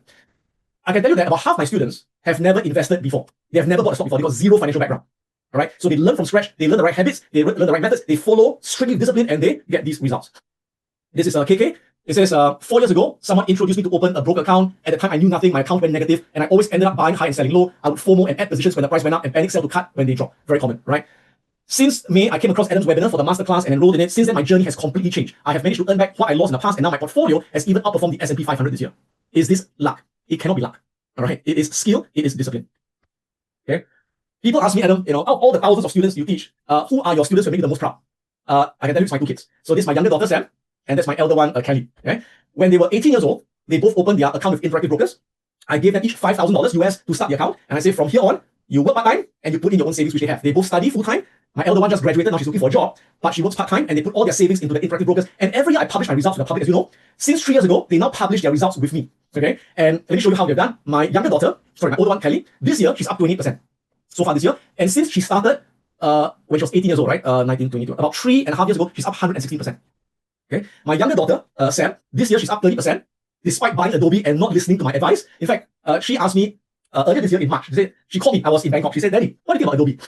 And I said, I already sold it. I don't think it's safe to buy because they're being disrupted. And then she argued with me for half an hour. She said, no, I don't agree with her. And I said, okay, and after arguing with me, she said, Daddy, I already bought it. I said, I said, since you bought it, just hold it, right? So she's still holding it. And I think she's down 40% since she bought it. But despite that, because she's well diversified, she's still up 30% this year. Okay? So it goes to show you that if you do proper diversification, you don't win all, right? Some you may not win, but you can still do well. And since she started when she was 18 years old, which was 19, 20, 20, 2.5 years ago, she's up 112%. Yeah, she's got a big position in NVIDIA, as well as the cybersecurity companies, right? Okay. So, the thing that makes me the most proud of my children is not the fact that they get very high returns. It's the fact that they learn to save their money. They study and they work part-time and they save their money. They don't just go shopping and waste money like their friends. They put it into the market every month. All right. And they are very, very enthusiastic to learn. They take all my courses, they attend my webinars, and they get these results. My greatest fear was one day, if they inherit my money, they will squander everything. But now I know that even without any of my inheritance, they can. But I told them, I said, if you carry on like that, my 2 daughters are doing 20-30% every year. So far, their first 3-4 years. If they can continue to do this at a normal income, I showed them through the calculator that when they are my age, they'll be richer than me. They will have at least they'll have over $30-40 million by my age. And that's how they got very, very enthusiastic to do this. All right? Okay. So how do you become a consistently profitable investor and be able to beat the market and get returns more than 10-12%? Okay. So how many of you find some of these frustrations where you don't know what to buy in the past? Or you don't know how to even start a brokerage account? Or you bought a losing stock, you don't know what to do. Should I cut loss? Should I buy more? Should I hold? I don't know what to do, right? Or you bought at the wrong time, or you sold at the wrong time, or you bet everything on one stock and died, and you panic during market crash, and you've got years of inconsistent profits and losses. If you face these frustrations, you are not alone. 90% of retail investors face the same frustrations. Why? Because they never learn how to invest. Let me ask you this question. Is investing risky? Is investing risky, yes or no? The answer is yes. Yes, investing is risky if you don't know what you're doing. In fact, everything in life is risky if you don't know what you're doing. Let me ask you this. Is swimming risky? It depends. If you have never taken swimming lessons, you jump into the ocean, you try to swim, of course it's risky. You're going to drown. Is driving risky? Same thing. If you have never taken driving lessons, you don't know the traffic rules, you take a car trying to drive down expressway like in Thailand, the boy drive and killed 6 months, right? Of course it's risky. Same thing with investing. People who try to invest without learning how to invest, to me, are crazy. They're like jumping into the ocean without swimming lessons, driving without driving license. It's a matter of time they're going to get into a bad financial accident. How many of you know people who, they don't know how to invest, but they listen to their friend, they read the news, and they try to buy stocks, and they end up losing their hard-earned savings? How do you know people in this situation? I know many people, and even my own family members. I can say this now, right? I can, during the dot-com crash, my father, that time, and my stepmom, they put all their money in the tech funds because they were told by their banker very safe, right? The whole thing collapsed 90%. My father got almost wiped out 26 years ago. right? But don't feel sorry for him, because after that, when I started to learn, I managed helping to manage his money. Today, he's worth a few $1 million. In fact, last year to now, his account is up about 80%. Okay, yeah, he's actually doing very well, right? But other people are not so lucky because they never were able to recover from that, right? So, what my point is, if you learn how to swim from a swimming coach, then it's swimming risky, not risky anymore. If you take a driving license, if you learn the traffic rules, you follow the rules, green light go, red light stop, follow the speed limit, check your blind spot, driving becomes safe, and it gets you to where you want to go a lot faster than walking, correct? Same thing with investing. If you learn how to invest intelligently, if you learn how to invest safely, which is what I've been showing you today, that investing is relatively safe. And investing gets you to where you want to go faster than fixed deposit or putting your money in the bank and it loses value every day, every month from inflation. Does this make sense, guys? Okay? In fact, I tell people that the greatest risk, the most risky thing you can do for yourself and for your family is to not invest. That is the riskiest thing you can do, because if you don't invest and you leave your money in the bank or savings account, what happens? It loses 2% a year on inflation. Every 15, 20 years, half of the value is gone from purchasing power. And 20, 30 years from now, when you cannot work anymore, when you don't want to work anymore, you find that your wealth cannot keep pace with inflation. And you find that you can't live comfortably in a place like Singapore or even the US because everything becomes double, triple in price. How do you know people today, in their late 60s, in their 70s, in their 80s, they save hard all their life, but they didn't know how to grow it. And now they find that I thought I had enough, but I don't have enough because everything is so expensive now. How many of you see people like that now? Okay, so if you don't want to be in this situation 10, 20, 30 years from now, take action now. Learn to grow your money and not just beat inflation, but overtake inflation so your wealth can compound. And so in 10, 20, 30 years, you have at least $3, $4, $5 million. At least you can be comfortable. The reality is, a place like Singapore or the US, the reality is this: you need at least like 2, 3, 4 million, seriously speaking, to be comfortable. You think about it. 1 million is no longer enough. Okay? So stop wasting so many years on trial and error and struggling on your own when you can fast track your journey of investing with us. Okay? So we have created a system to help people to do this. We've been doing it again for 21 years. Number one, we have got the Whale Investor course that teaches you all the methods, all the strategies of how to invest intelligently. Okay? And then we have got Stock Oracle, which is the app, the financial app, to help you to do research very fast. And then we've got the UIP, where you can watch how I invest every day. Every time I buy and sell something, you get a notification. Not so you can copy me blindly, no. So you know how I think. So it's like being my apprentice. You watch how I buy and sell every day. You learn how I think. You learn how I manage my money, so that you can do it yourself very quickly. Okay? So this is what we call the fast track journey. So let me run through the Whale Investor course. This is an on-demand course, which means it's recorded, watch anywhere, anytime at your own pace. The videos are updated regularly, so you get the latest examples. Okay, so these are pre-recorded, like Netflix, right? Watch anywhere, watch anytime. And what do we cover? Number one, all the stock market basics. So again, I assume you know nothing. You know zero. I start from the basics, where I teach you what is a business, how a business makes money, how is it divided into shares, what is PE, what is the stock index, what is the stock exchange, what is dividends, right? All the basic stuff. And then how to invest in ETFs. There are hundreds of ETFs. How do you know which ETF to buy? What's the best US ETF? What's the best India ETF? What's the best European ETF? How about gold ETF? How about crypto ETF? How about bond ETFs? We go through all that in detail. What are the entry and exit strategies? When's the best time to buy? When's the best time to sell? Based on price action. And then you learn about fundamental analysis. How to read a business. How to read a business inside out. So you know, is it a great business or a lousy business? Okay. How to read the financial statements. And using Stock Oracle is all pre-calculated for you. The biggest complaint I get from my students, they say, Adam, why didn't I learn this 10 years ago? Trading Connection. I wouldn't have bought HiFlux. I wouldn't have bought Nobel Group. I wouldn't have bought all the companies that I thought were safe. Because once you do this, never again will you buy a lousy business. You know exactly what to avoid. Okay. Then you learn about valuation. How to calculate the intrinsic value. How to value a bank like DBS, like UOB. How to value a REIT. How to value a tech stock. It's all different. You learn discounted cash flow method, price to book method, price to sales method. And if you're lazy, all done on Stock Oracle for you, right? Then technical analysis, how to time your entry and exit using chart patterns. And then we put everything together in my 7-step proprietary formula, which is the VMI 7 steps. And then how to build a winning portfolio that does well under all market conditions. So even when the AI bubble bursts and the anti-bubble rotate, you continue to grow your portfolio, okay? You won't die like everyone else. How to find investment opportunities and exit rules. Okay, so I show you how to use Stock Screener to identify stocks that pass the criteria. So far, are you following me, everyone? Okay. A big part of investing is your psychology. How to manage your emotions during volatility. Okay. So I'm going to train you how to think like a winning investor. So you don't buy and sell based on emotions or news or predictions or whatever. You buy and sell based on numbers, on valuation, on financials. Okay. How to choose the right stockbroker, how to turbocharge your portfolio. Okay. It's all there. And in the Whale Investor course, you learn the basics of how to use options. The basics of options like protective puts and covered calls. It's in the Whale Investor course. Okay. So together with this course, you get to download the intrinsic value calculator, where you can calculate the intrinsic value manually if you want. Okay. Now, people ask me, what's the difference between your students and your course? All right. I can tell you one main thing is long-term results. My students, some of them have been with me for 10, 20 years, and they have a super long-term track record. This is Su Wai, one of my students, and she just posted her 10-year track record since 2015 when she joined my course to 2026. She said, Adam and team, she said, I want to take this moment to thank Adam, who guided me from zero knowledge of stock investing to where I am today. It all started when I attended your course in 2013. I started in 2014 and following your teachings ever since. The numbers speak for themselves. 607% total return for 10 years. And last year, she had 48%. This year, 16%. Seriously, is this impressive enough? Is this impressive enough? How many professional fund managers do you know? How many people do you know that can beat the market for 10 years? This is just one of my students. I've got many of them all like that. Okay? people like Rustam. All right. Again, I don't want to spend too much time because there are literally hundreds of all these, hundreds of them over 20 years. Okay. But I'll just scan through them very quickly. Now, how much do you need to get started? Do you need millions to start investing? Do you need hundreds of thousands? No. The great thing is in the US market, you can just buy one share. Now in Singapore, they are letting you buy one share already. That's why the Singapore banks have gone up a lot because now they let more people buy less shares. I tell people that even if you have a small amount of savings, start investing it. Because if you don't invest small money will never grow into big money. You got to start somewhere. And the earlier you start, the faster you will reach your financial freedom capital, where you can be financially free. Every day you delay, every month you delay, every year you delay, your money is losing value from inflation. And your financial freedom is further and further away. Right? Just start as early as you can. Seriously. That's why my two daughters, they start very early. Let me share with you one last lesson from my students. This is Kedar, my first student from Nepal. Okay, all the way from Nepal. He got 80% return in 2019. He said, Adam, this year I got 80% after taking the class. He said from 2011 to 2018, I lost everything. 100%. I wish I had known you around the time. I lost 7 years of my investing life. Lusak from Thailand. He said, thank you. This is one of my accounts. Pretty much all my accounts are good like this. I've made back all my losses in 20 years, in the last 20 years. This is Andrew. He said, with my portfolio performance this year, I finally completed a full circle in getting back all my losses suffered in the stock market after 12 years. It's indeed a milestone for me, right? How many of you have lost money before because of bad investment decisions? You can see you're not alone. I've got students who lost money for 20 years. They still don't give up. But at least now they educate themselves, they make everything back, and now they start to grow it before it is too late. Okay? So that is the Whale Investor Course. Okay? The Whale Investor Course. And when you join the Whale Investor Course, you get a lifetime access to my private Discord chat group where I will be in the chat group with you every day. 7 days a week. I'm online 18 hours a day. So anytime you've got questions, you ask, you direct to me, I will answer your question. And you can also ask to my fellow community of students who have been there for many years, right? And in fact, people say the reason they're so successful is the community that is very supportive, that share ideas, that share stocks with them every day. You know, these are what my students say. This is Adams, okay? He said, thanks for your sharing of wisdom. I'm 100% sure Pirona Profit is the best investing community in the world for retail traders. I spent 80,000 to earn my college degree. Still, I don't even get 1/10 of the knowledge I'm gaining here. This Adrian said, want to thank Adam and all the coaches for building such a generous and supportive community.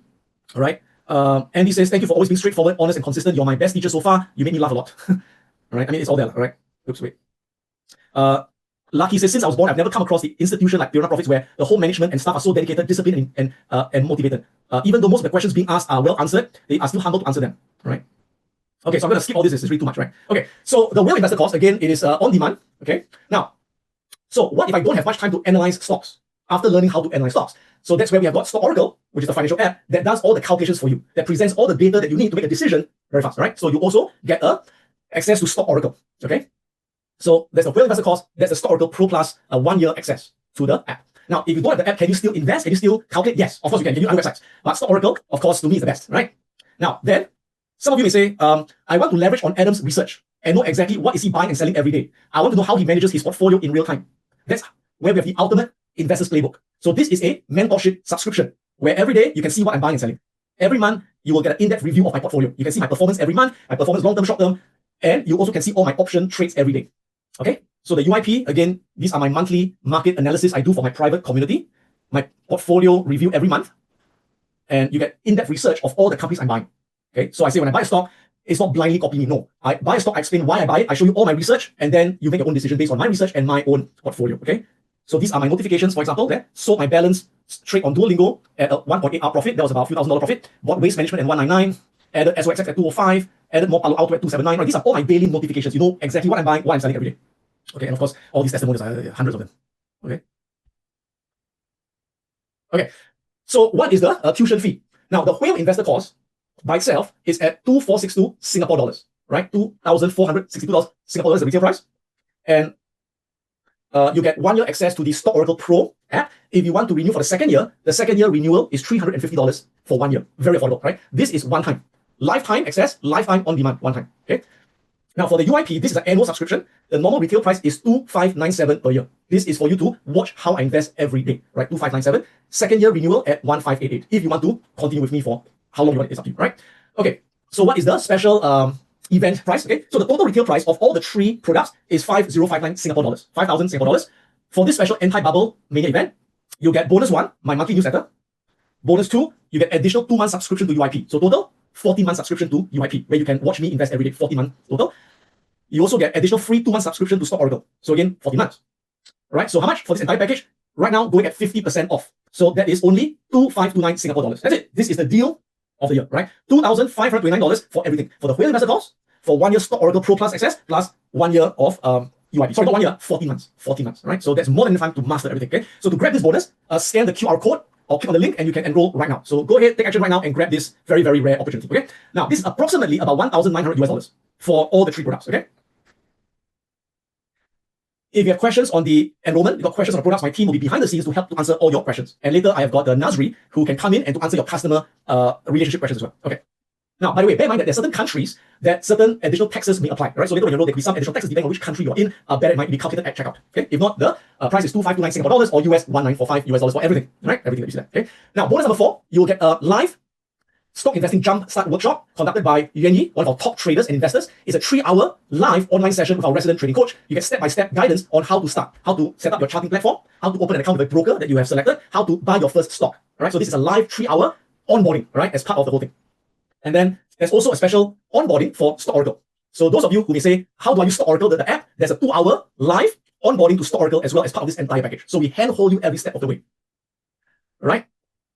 So again, let me show you the enrollment, right? So QR code scan over here, 50% off for this special anti-bubble mania event. Of course, we have other courses and other subscriptions also up to 50% off, right? You can go and check it out at our website, but this is at 2529 Singapore dollars, right? So grab it right now and take action. I'll do a Q&A in a short while, but I'll give you some time to enroll right now.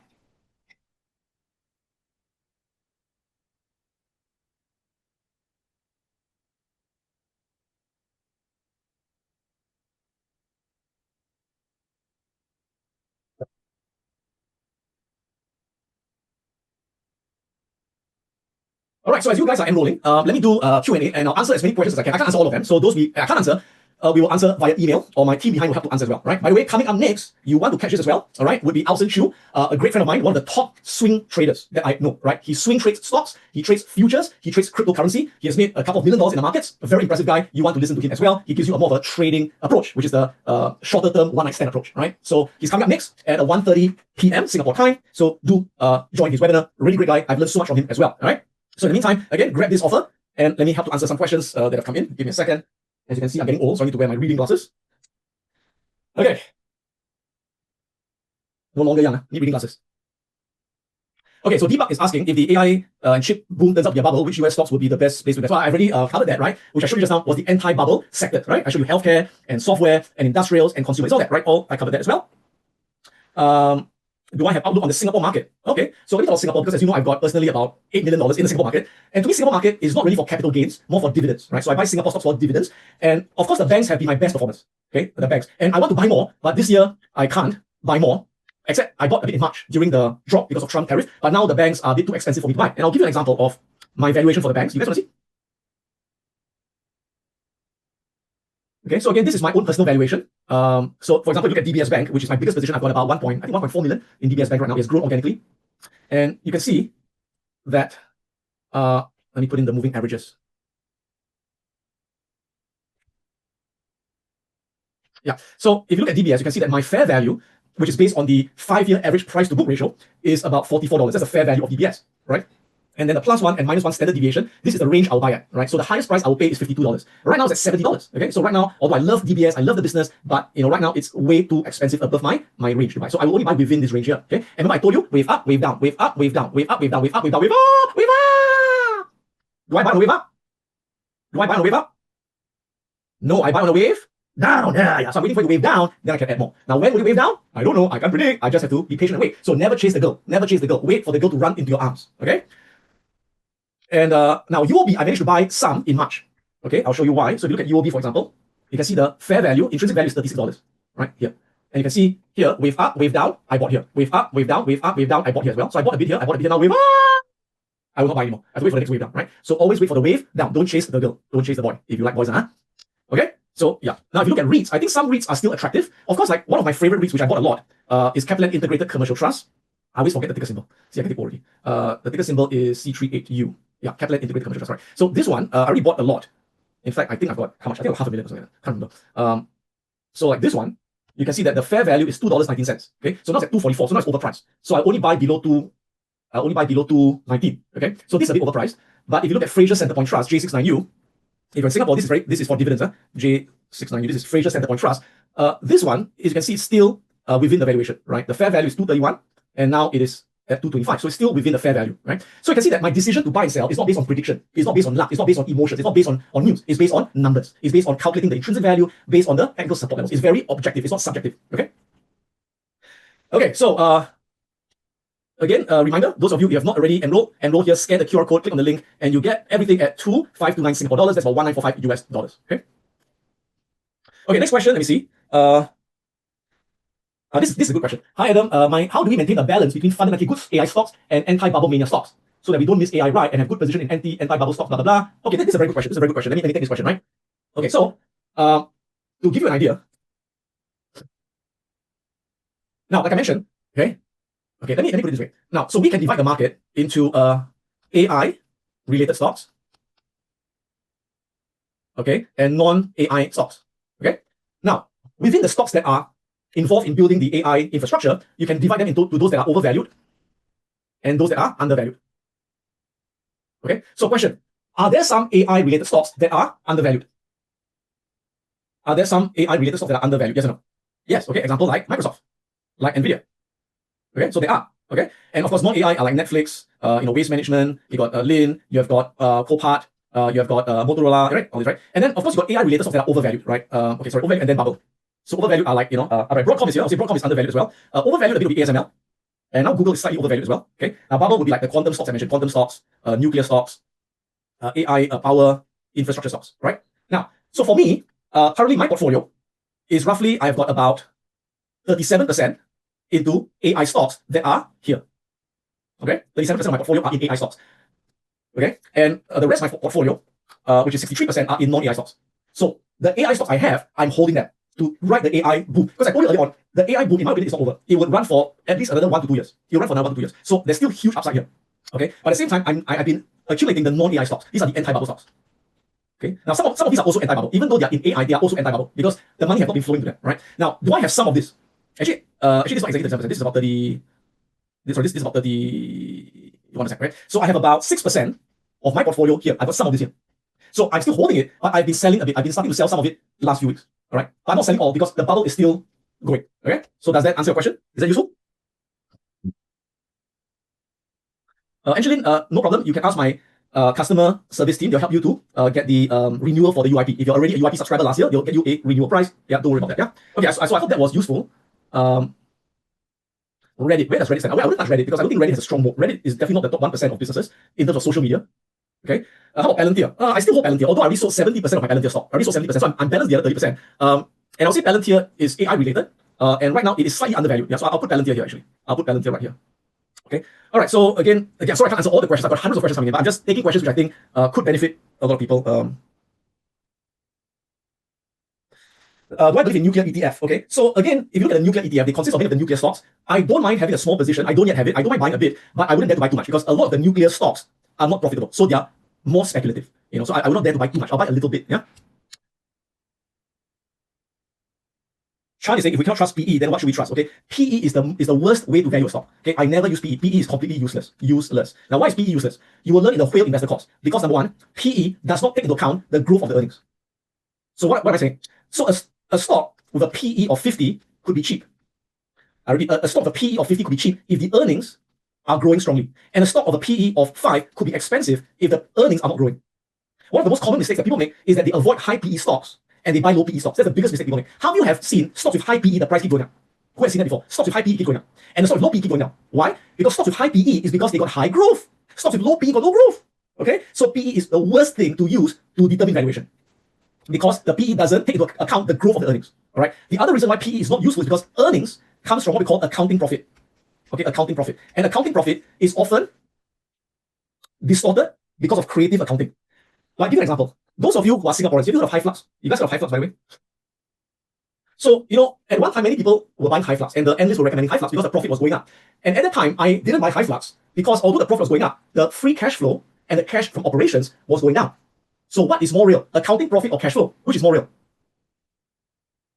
Which is more real? Cash flow, right? So how come HiFlux free cash flow was negative, but their profit was positive? Because it was creatively manipulated. And that's why the whole stock collapsed after that. So you cannot trust profits by itself. You have to counter check with free cash flow. Now, on the flip side, look at Amazon. Many people think that Amazon is expensive because the PE looks very high, right? But in actual fact, Amazon is not expensive. The reason the PE is high is because Amazon, they artificially lower their profit. They artificially depress their profit. Why do they do that? Can anyone guess? Why does Amazon artificially depress their profit? Number one, of course, they pay less tax, right? Number two, they invest a lot in capex and they expense it aggressively. So that causes the profit to look lower than it should be. So that's why for Amazon, if you look at the discounted cash flow, you actually get a different figure. You find that Amazon is not expensive. That's why Amazon is my biggest position. All right. Again, let me show you my portfolio. I see Amazon. I've got 400,000 US in this account. and another 400,000. So in total, Amazon, one stock, I got 800,000 US, $1 million in one stock. Why? Because I think it's not expensive and I think it can double from here. Again, this is not financial advice. This is my own research, right? So I don't trust PE. I think PE is a lot of bullshit, right?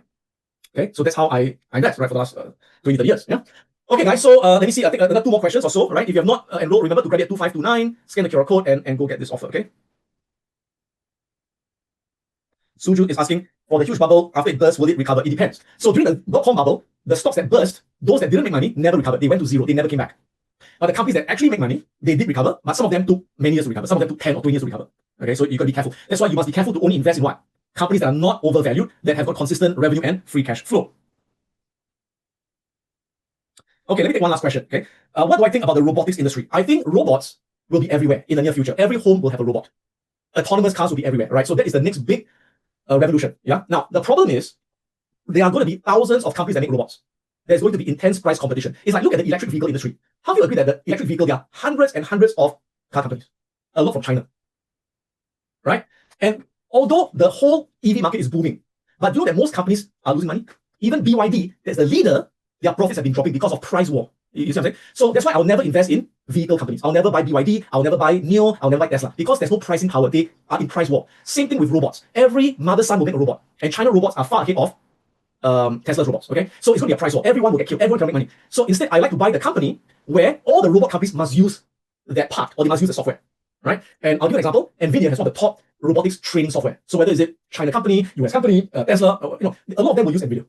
All right, so you want to buy the company that is not in a price war. Is that clear, everyone? Okay. Okay, so thank you for spending so much time with me. I've been going on and on for more than 3 hours. I hope you guys are still awake. I hope you guys have learned something. And I can tell you that what you learned today is very powerful. It has changed my life. It has changed the life of thousands of people. And it will change your life if you use it. You've got to use it. You've got to apply it. Okay? But what I shared with you today is the tip of the iceberg. It's less than 3% of what you need to learn. That's why I've got a Whale Investor course. I've got a community because there's so much more to learn. So I look forward to seeing you in the community. I look forward to seeing you in the chat groups where I can be there and handhold you, mentor you for many years to come. All right? So thank you for staying with me. And of course, remember to be here for Elson's webinar. Elson is coming up next. He will be covering this topic, how to profit from the manipulation in the AI mania. So he is the person who developed the price action manipulation technique, which now a lot of people are copying him, right? But he's the original creator, and this guy has made millions in the markets. And he also owns a lot of shop houses in Singapore, which he used his millions in crypto. He got off crypto, and he bought like 2 shop houses in Singapore that are now worth, I think, about 8 million each, right? So this guy, he's financially free many times over and worth listening to, very young guy, but a really, really inspiring person. Okay, so take care, and I'll see you tomorrow morning in my second webinar on how I trade options, how I use options to trade together with my investment portfolio. See you tomorrow. In the meantime, I'll see you guys in Elson's webinar. Take care.